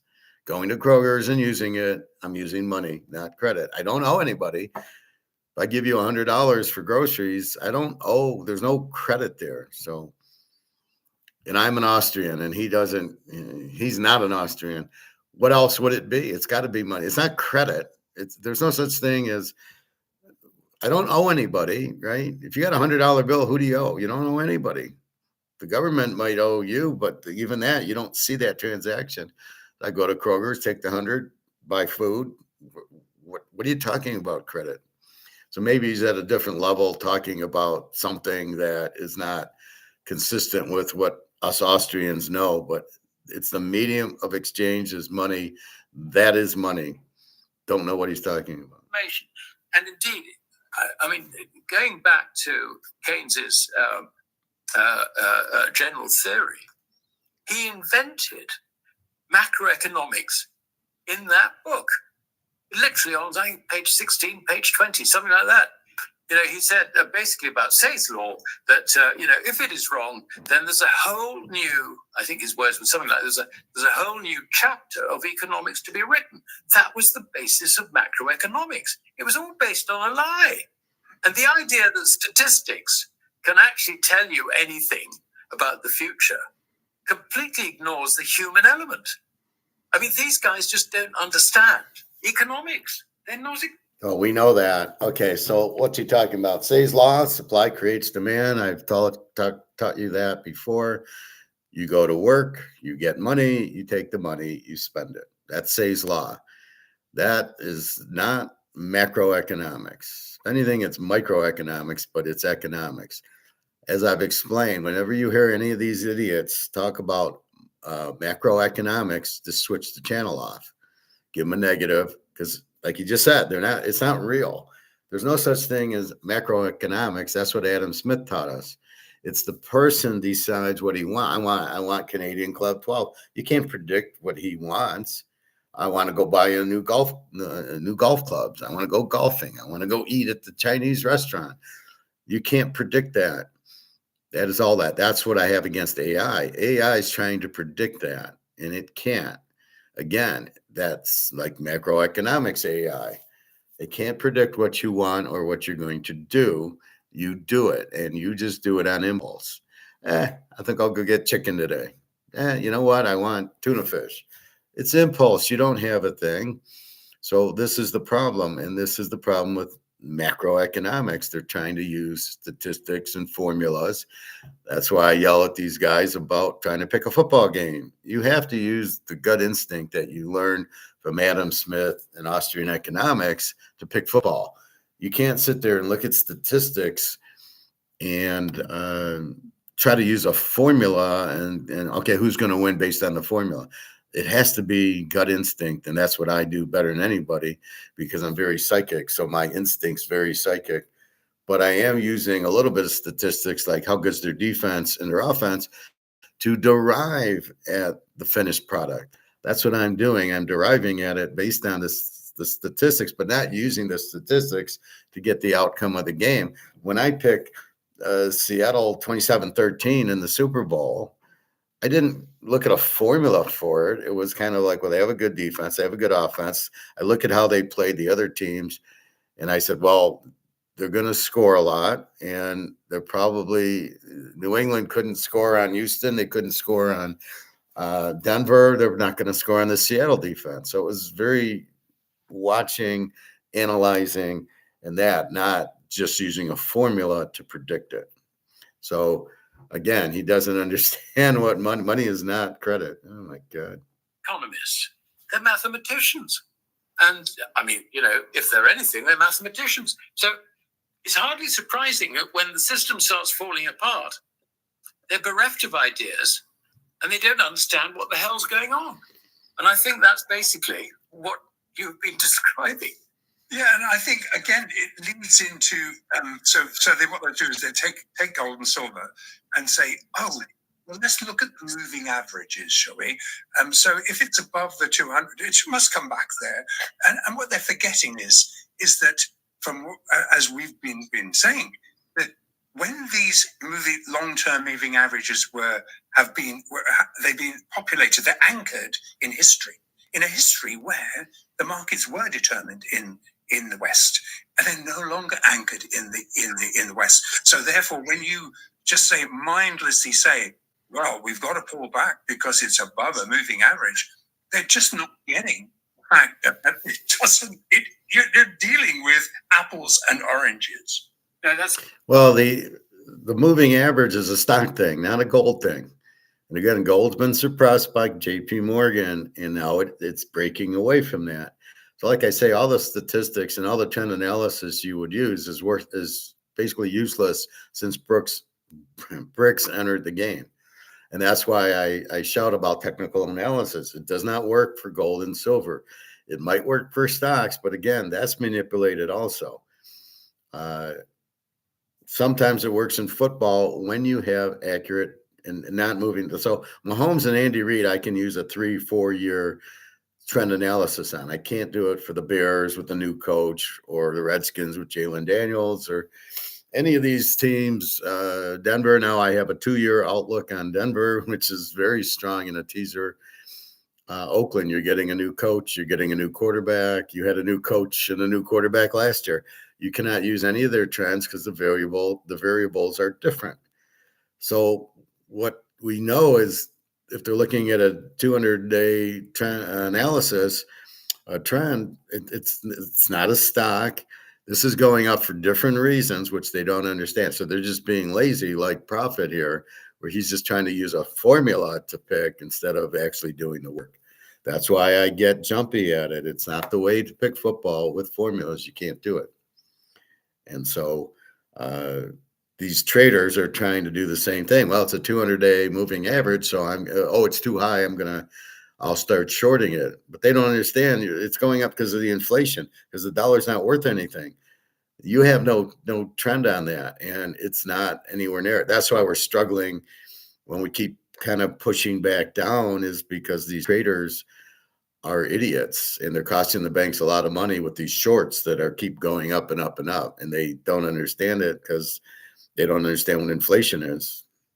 They don't understand the dollar is worthless. They don't understand you're getting out to buy gold, and that, we've known it since the 70s, but people are just waking up because they see the gold price going up because of BRICS, which is basically the last 4 or 5 years where they've been jumping on gold and silver. And that's why you see the rise. That's why I argue it's the demand knocking the gold and silver price up, not the fact that the dollar has been gone since 1972. What is he talking about? It's worthless. It's been worthless.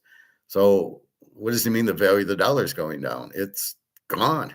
It's done. There's no value. So how can it, so if gold goes to 6,000, did the dollar drop more? How can it drop more? It's not worth anything. All right. Absolutely right. I mean, the idea that you can treat commodities, particularly as a group, in the same way as you treat, let's say, investment in tech stocks, is completely fallacious. And I mean, the number of, as you rightly point out, the number of mechanical technical analysts, who said that silver is overbought or something. I mean, overbought, basically, if they go back and read the books, basically what they're talking about is a situation where there is undue speculation. But where are the speculators? I mean, in silver, we've got open interest on COMEX about as low as it gets. As you rightly point out, $5 spreads basically means we're not dealing. We don't want to know. There is no market. The speculators are not there. I mean, there may be some in China, and we sort of think, okay, this has been rising and rising and rising, and so the, Chinese love a pump, so they will have gone in there and they were bought it. So, okay, we can shake out a few guys over there, but it turns out they've gone and shorted it. I mean, it's absolutely unreal. These are not markets that you can analyze, if you like, in the way in which you would analyze, if you like, an investment, because gold and silver are not investments. They're money. They're real money, or commodities. But it's not an investment, and this is where the big mistake is being made. And to try and turn them into investments by coming up with sort of handy things from ETFs to derivatives and all the rest of it is actually getting the whole thing arse about face. And people forget. See, so Alistair confuses me because he kind of gets it, but then he says stuff. He doesn't understand what inflation is and prices are going to go up and this whole thing. So he's very confusing because he's one of these, let's call him an idiot, in the fact that the idiot hears something and he thinks he knows because he heard something. So if I'm telling you gold's going up because of the inflation of the money printing, so do you understand it, or do you just say, hey, gold's going up, I'm going to buy it, right? Like Bobby telling his daughter, well, I'm going to buy gold, and everybody looks at him like he's crazy. And yet the point is that does Bobby really understand it, or does he just know that I told him gold's going up and he trusts that I know what I'm talking about? So he buys it, but he doesn't really understand it, but he knows that's what's going to happen because I'm saying that. That's what I mean by it. So Alistair's hearing things, but he doesn't get it. Again, he's a stockbroker. He's not an economist. He clearly doesn't understand inflation. It is money printing, but then he, on the other hand, he thinks it's still prices, and he doesn't understand money. The dollar is money. I don't get where it's credit. Does the euro say credit anywhere on it?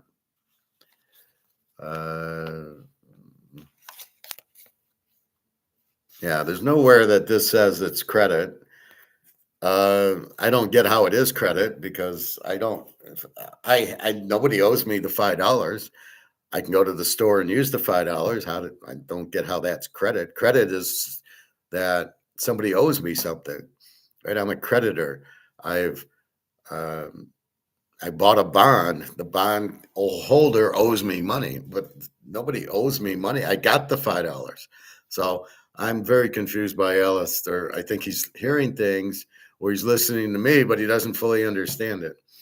But I can hear I'm changing these two because they're now starting to, the inflation is the value of the dollar dropping. And Egon says the same thing now. So I know they're listening.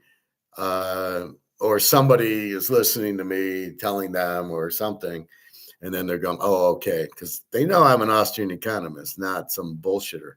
So anyway. It's in your face every day.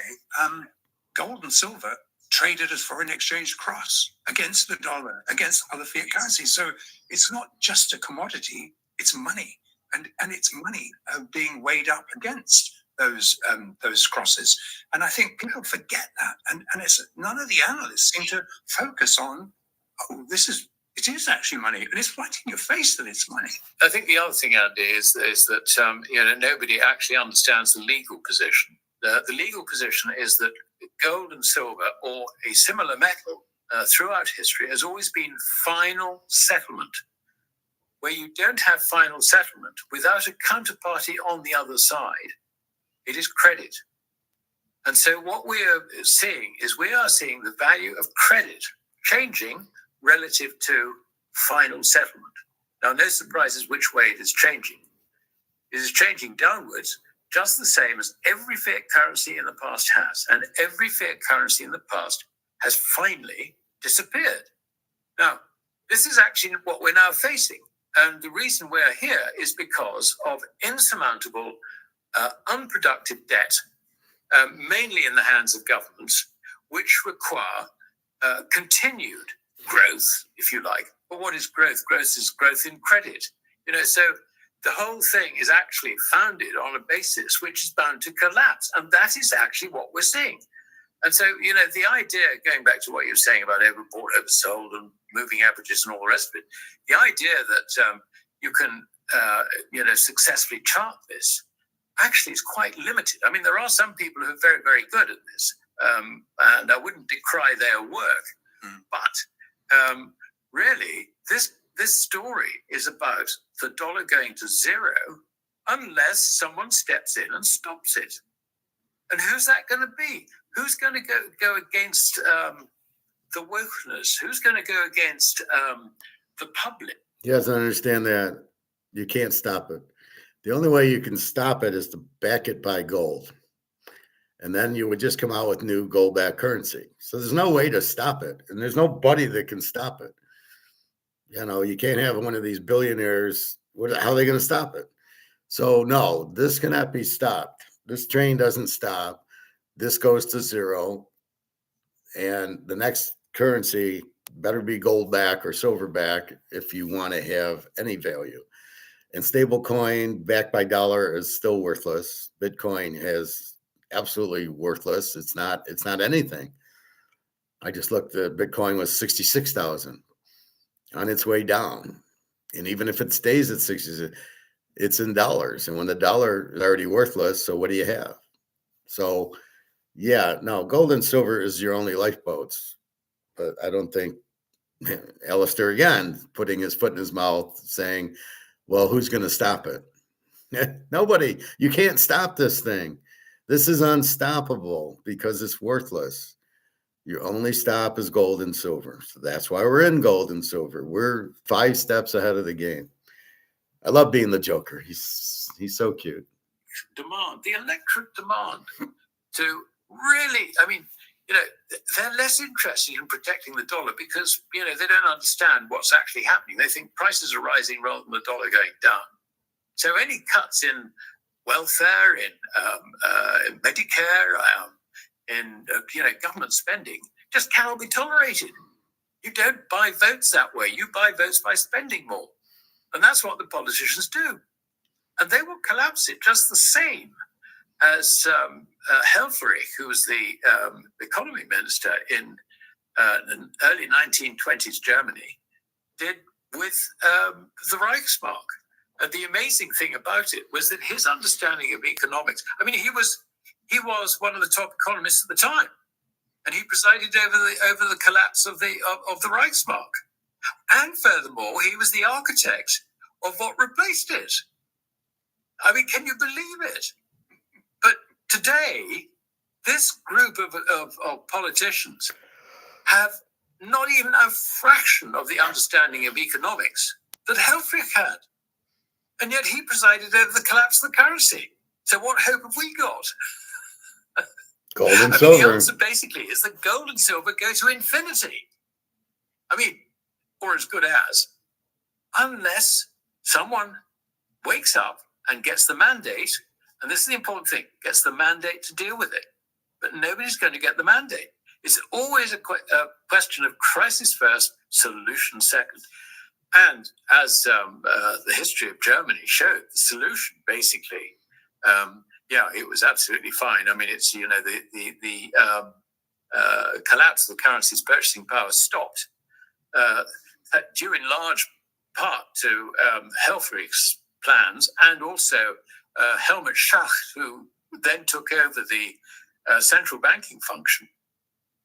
You know, they managed to get confidence back into the currency. But this led to Hitler. Yes. It's all in Hayek's road to serfdom. You know, there comes a point in this process afterwards that people demand a strong leader. We want a strong leader, and you get Hitler. You know. Yeah. Yes. This is actually something which this is not a journey which is going to end with the collapse of the currencies. I mean, that's on the First of all, they didn't ask for Hitler. They had somebody else there. Hitler got very little amount of the vote. Hitler basically forced his way in. So don't assume that people voted for Hitler to be the chancellor and that. There was another chancellor, he died.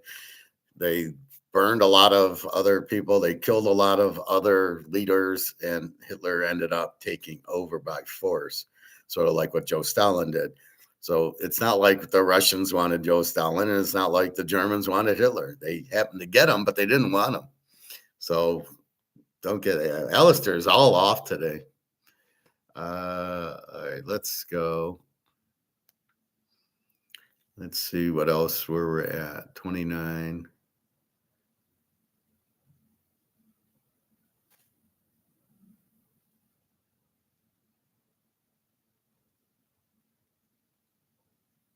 All right, divergent gold and silver positioning. Let's take a look at what they've got for us here. And that's basically the argument, whether it's Afghanistan or America, is in the bull market.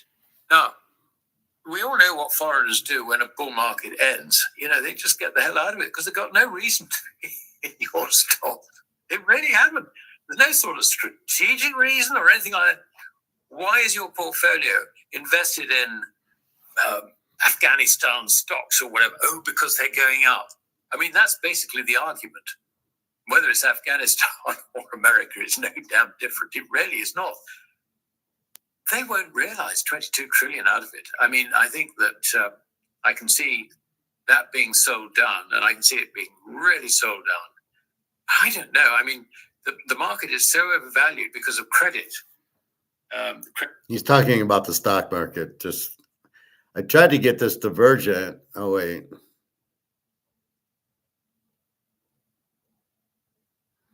Yeah, so he's talking stock market collapse because everybody will pull their money out, which we've talked about before. That's been chased into it, and also very overvalued currently against the yield on the long bond. Probably the highest level of overvaluation seen in history, including the 1929 experience. Now, that being the case, there is a lot of downside in the S&P 500. And on that basis, foreigners, how much can they get out of their 22 trillion? I think they probably walk away with less than 10, a lot less than 10. So, and then what does the US Treasury and the Fed do? Well, the answer basically is they've got to rescue the stock market because We need the confidence, if you like, in the stock market, which will be translated into confidence in the economy. This is the mantra which Greenspan was pushing, 25 years ago. And I think what that means is that along with supporting the banking system, stopping companies going bust, all those zombie companies with unproductive debt, when it was suppressed at zero or close to, interest rates close and bond yields way down there. Corporate America as well as government America is in a huge, great financial mess. And there are two possible ways out of it. Basically, everybody goes bust. Government stands back and says, right, we're not having any of this. It's your problem. Deal with it. Or what they do is they devalue the dollar through the means of the most massive quantitative easing you have ever seen. Inflation. Which is, if you like, a soft default. Those are the only two options. It's a bit black and white, I'm afraid, at this stage. You can't do a bit of some and a bit of the other. Absolutely. So if you need a high quality liquid asset. You need something you can collateralize. You need something that you can hedge, you can use as collateral. So if you're not going to have a US Treasury bond, what's your other alternative? There is only one that I can think of. I would question the need for collateral. Yes, if you're a bank, yeah. If on the other hand, you are an individual trying to protect your wealth, you want to have physical possession of your gold and no one having a lien over it. It's as simple as that. Banks are dealers in credit. Okay. In fact, because they're dealers in credit, they don't really want to hold any gold at all. It's not their problem. Their problem, that problem is the central banks. The central bank has got to tie the value of credit to gold. Fat chance of that. But, as far as the bank is concerned, they're dealers in credit. They create credit, if you like, to lend to someone and balance it with a deposit and take a spread out of the rate differential. That's their business. But I think for people like, such as the ones I advise, the answer is quite simple. You just hoard your gold, hoard your silver, sit on it securely out of the banking system. Don't leave it in the banking system, for goodness sake, because if things really do go wrong, it's liable to confiscation. It's liable to, if a bank goes bust, the number of times I've seen businesses go bust, and there's a confusion, if you like, in the mind of the administrator or the receiver about the ownership of assets. They will treat it as property of the company, if you like. And, if you've entrusted it with the company being a financial institution of some sort, like, a bank, then tough. You've got to fight trying to establish your ownership of it. And this is something which has created all sorts of problems in the past. Don't go there. It's a short answer. I think China's done a much better job of doing what Basel III was supposed to do, which is create high-quality liquid asset, a first-tier high-quality liquid asset. Because there's always the games going on over here. You've got the forwards market, you've got dilution, maybe 20% dilution. Up to that, we probably figure that isn't compliant. And when you have a fix, the 3 to 5 tons out of the 800 or 700 or 800 tons that get traded every day in the FX markets, maybe the 3 to 5 tons is compliant. But that's a tiny, tiny portion of what's going on.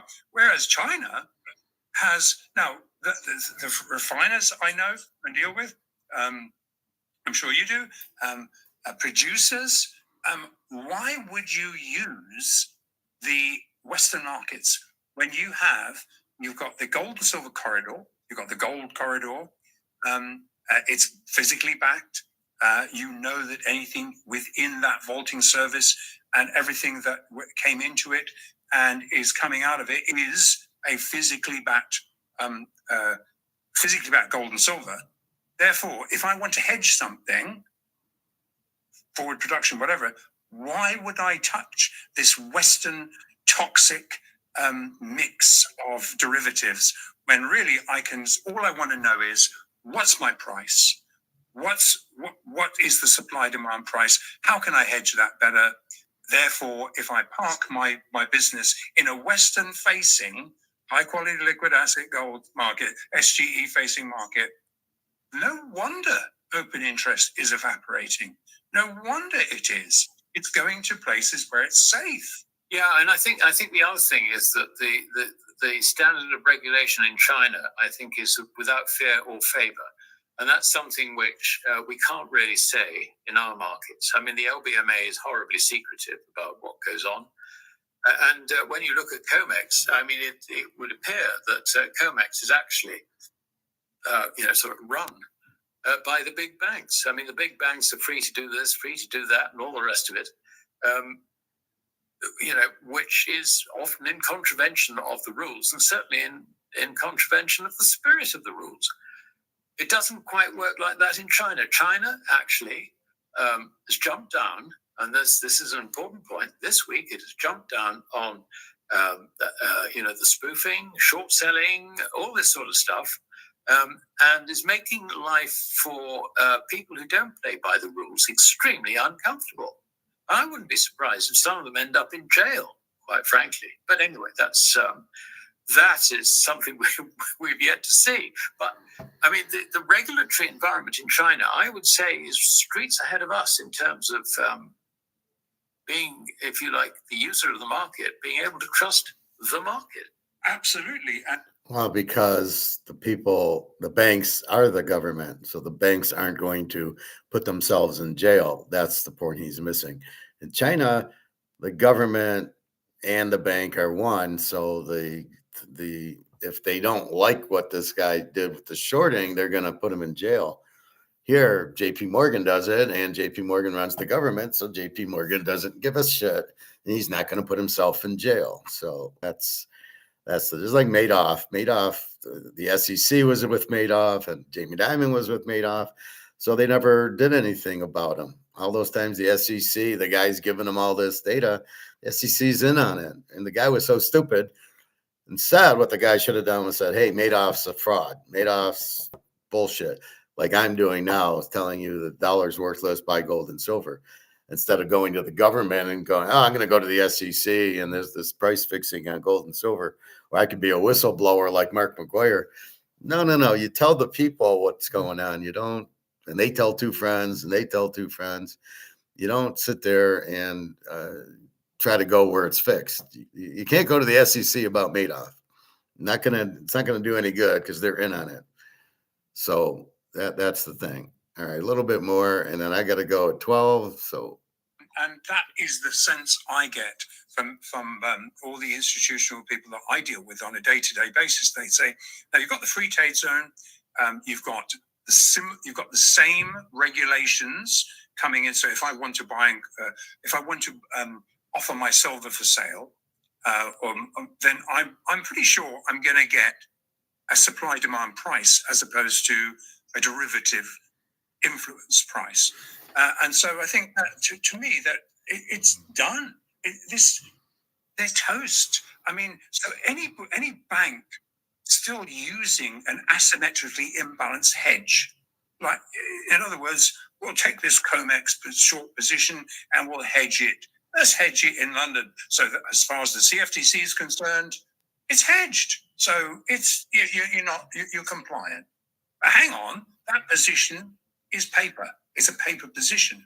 So you've got hedging paper. So to me, it amazes me that the compliance officers of these banks aren't pulling their hair out and saying, you need to back out of this stuff. Well, the assumption basically is, I mean, certainly on COMEX, that, you've got a regulated exchange and therefore positions there are regulated investments and all the rest of it.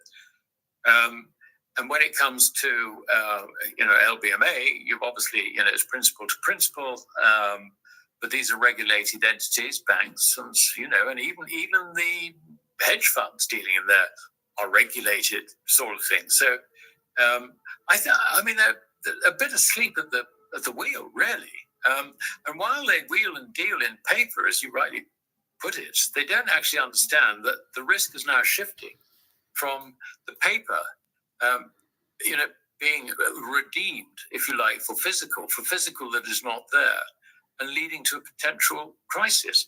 But one thing that's interesting is that while we can see the silver position, and that's looking pretty dire, I think, as far as the establishment players are concerned in the West, it appears to be different with gold. I mean, if you look at the forecasts of various banks, I mean, not that any of their managed money has much invested in gold or silver, but I mean, they're talking gold up over 6,000, 7,000, whatever it is, by the end of this year or by the end of 27. So that tells me that they've got a net long book, net long paper book, I would hasten to add. So they're sort of, they're playing a game of trying to get, stay with it, and they're probably succeeding to a degree. Hence, their willingness to make, bullish price forecasts.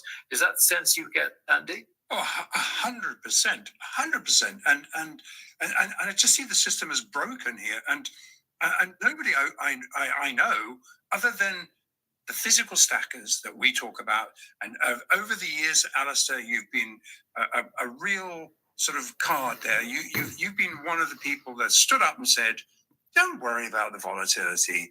Just buy physical gold and silver on a regular basis. Don't try and time the market." And those people that follow that advice, Alistair, have done very, very well in protecting their wealth. Very, very well. Yeah, I mean, I think it's this is something which, of course, nobody really understands within the system. I mean, the dealers and so on and so forth. And I read, commentary from some very, very intelligent guys, in the LBMA and so on and so forth. And they just don't understand that it's not a bull market in gold. It's a bear market in the currency. And of course, that's a completely different thing. So if you understand that, then you understand that the price tomorrow,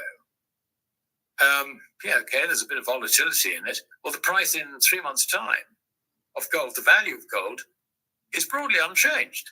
What you're doing is not taking a bet on gold. You're taking a bet on the currency. No, we're taking a bet on gold. He thinks the currency has value. It's already gone. There is no value in the currency. So yes, gold going up is because of demand, which he misses. He thinks the dollar still has value, and that the dollar's losing value, and that gold goes up because of it. Well, what happens when the gold goes down? When the value didn't get better, it can't.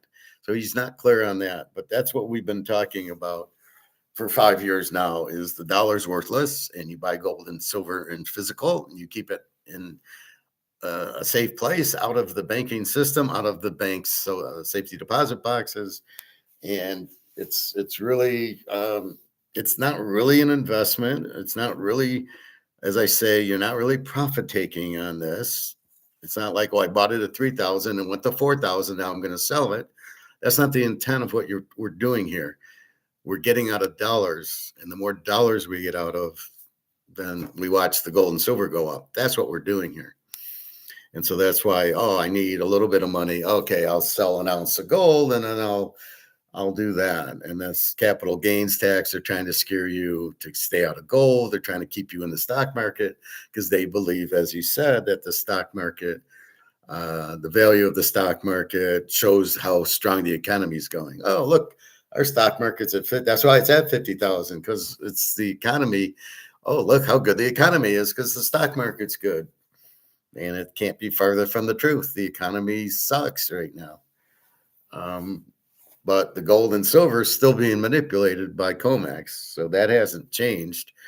We wonder when it will change. I think it's very soon, as I say, but we're seeing a good day today. So anyway, that's Mark McGuire on with Alligator McLeod as the guest, who kind of gets certain things and doesn't get other things. There's one last thing, how gold's movement tracks fiat. It's ridiculous. It doesn't matter. It doesn't really track fiat. Fiat's worthless. There's nothing you're going to read from it. And let's see, what's our gold?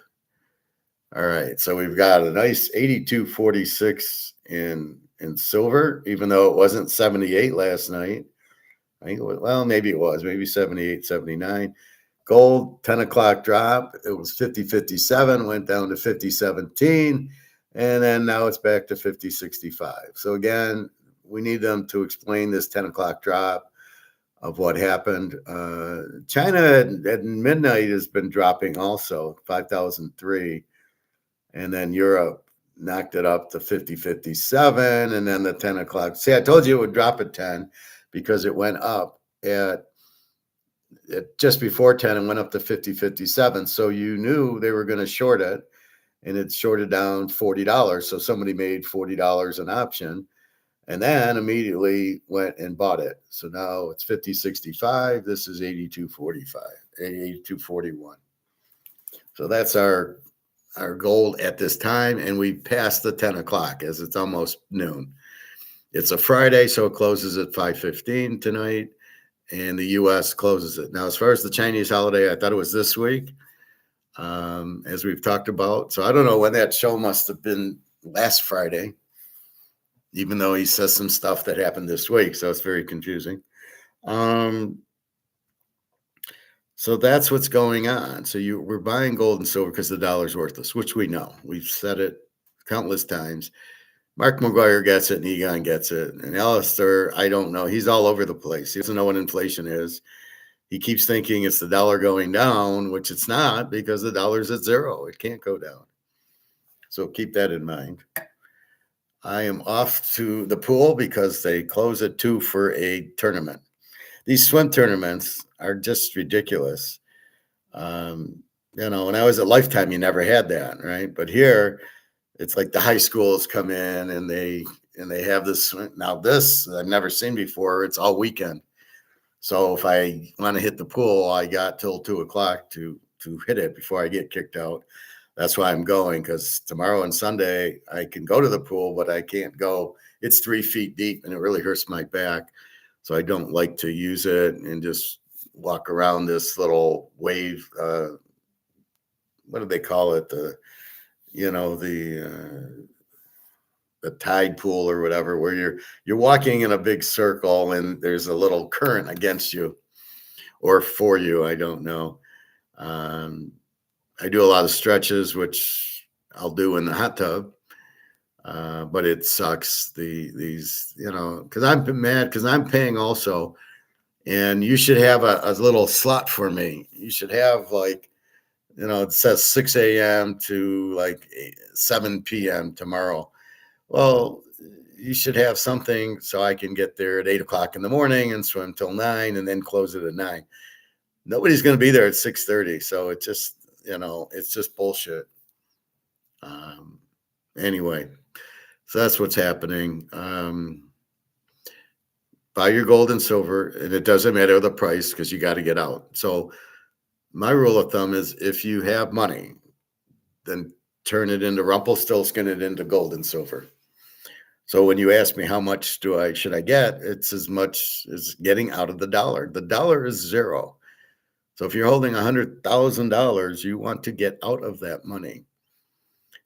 You want to be in debt because the dollars are worthless. So you want to pay it back in worthless dollars, which is what the U.S. might be trying to do with their debt, inflating the money to worthless, and then trying to shove it off on China and Russia and Germany, saying, "Well, here we're paying the treasuries back with this worthless crap." So I don't know how long our worthless crap will be there, but it'll be worthless. Again, the grocery stores are kind of held hostage. They can't just make tuna fish $25 for a can. They won't sell any, and they'll have to go out of business. So they have to keep it in with the market, which is why you haven't seen it explode. So I don't know what Alligator's saying also with the inflation's down now. It is not down now. It is huge. And the fact that it'll come back up. No, it's done. It's toast. The inflation is thousands of percent because it's not year over year. We go back to 1971 when you took us off the gold standard.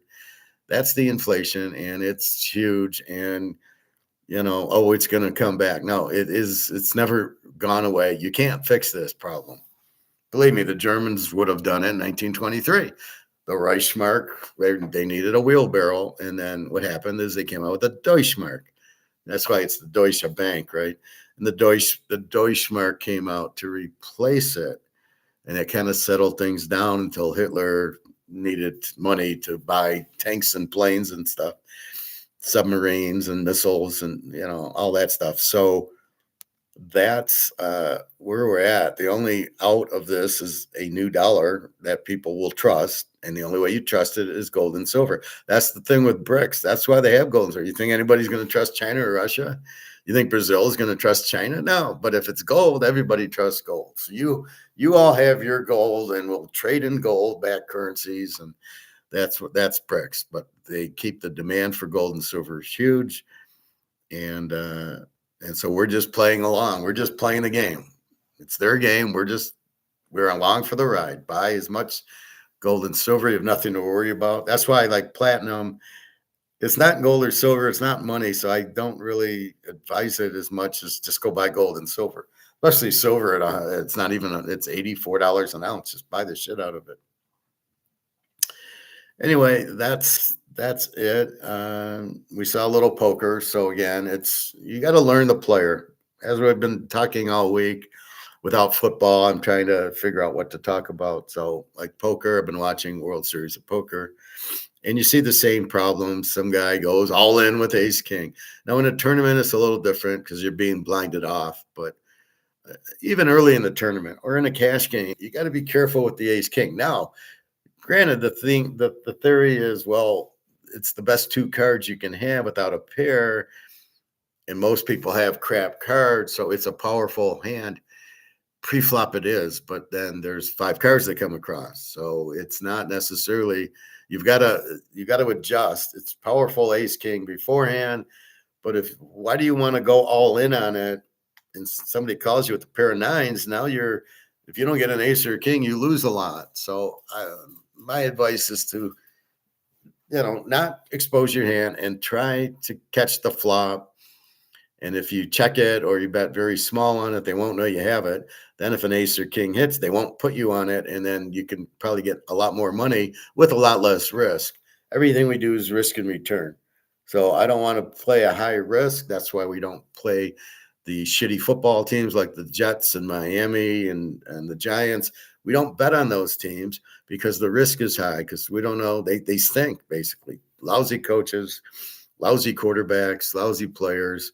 And I don't want to bet on them, especially if it's a good team. Kansas City, they need the game, So we want to bet on Denver's and Houston. Well, Houston, we want to bet unders on. We want to bet the better teams. We want to bet the better hands in poker, but we don't want to expose it. And then we got Daniel Negreanu. Oh, well, he looks weak or he folds.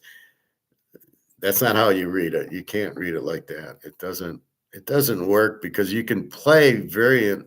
I can be variants on these. I can have aces and bet it. And I can have aces and check it.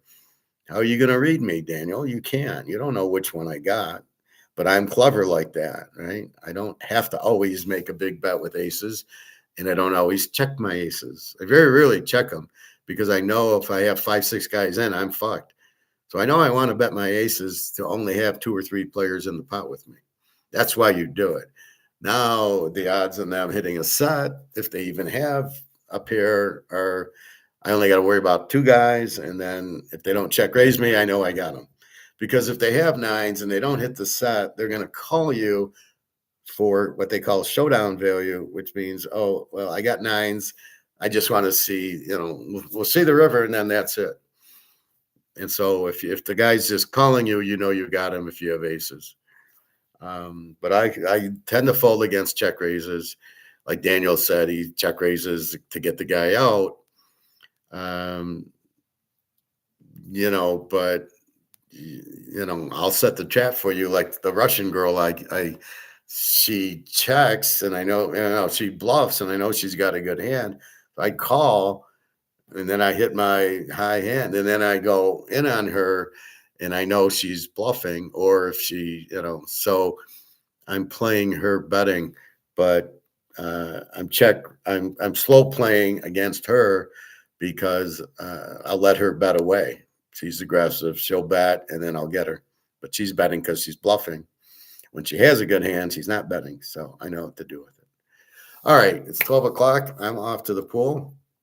Any questions or comments? No comments today. John C. said hi, so I said hi back. Pat, we haven't heard from you in Singapore. What's going on there? Or is it Chinese New Year? Are you celebrating that in Singapore? Anyway, that's it. So I like the questions and the comments so I can respond to them. Because like now, I'm not sure where to go with it. So I'm going to end it anyway. But I mean, basically, like I said, I've been watching a lot of poker, football. I've been kind of explaining because I've had a lot of questions. They go into my site and they see 1077. And I say, well, the 77's lucky. It's $1,000 bet for that for 10 units. But that depends on the player. Your bankroll is going to determine how much you play the 11 unit bet for. It's the point is the each unit. The point is each unit. You don't necessarily play 10 units. It's my 9-unit bet and 11-unit bet is going to be $100 or $150. That's the point of it. And the reason I play so many games is because I problem solve all the games. I don't use trend analysis or any of that crap. I do trend on the teaser, but I still making the instinct bet. And then that's the point of it. So I'm trying to, I can pick every game because every game, theoretically, either the favorite of the dogs are going to win or the over and the under is going to win.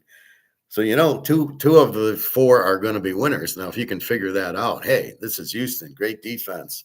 There's not going to be a lot of points. Then you bet the under in the game. And that's why you can bet multiple games. But we do try to stay away from the risk games, the JETSs and Miami and the Giants and, teams that are really bad. All right. With that, I'm off to the pool. Have a nice Friday. I'll see you tomorrow. www.teaserking.com does have some information. It does have my email, this channel. It explains what a teaser is. And obviously, there's no games. You can look at my history. We had another good year, but this is why I always win every year, not every week, but every year. The reason I don't win every week is I get fooled. I think this team's good and they're not. Or Jacksonville, I don't know what they are, and then they're much better than I thought. Denver, we got a handle on, but like Jacksonville played Denver to a 70-point game. Well, I did have that over, but that was late in the year. In the beginning, I'm losing betting against Jacksonville or betting against New England because they were not what I thought they were from the year before, which is why I got to wait 4 or 5 weeks to see what is everybody this year. So anyway, have a wonderful weekend, www.teaserking.com. We had a big hailstorm yesterday. So I go out to my car and it was like little golf ball, little marbles, white marbles hitting me in the face. And it was a vicious rainstorm. So anyway, it's getting a little warmer here for now. I'm sure we'll get cold weather. It's still only February. All right. Good luck, everybody. Have a nice day. Have a nice weekend. All right. I'll talk to you tomorrow. Take care.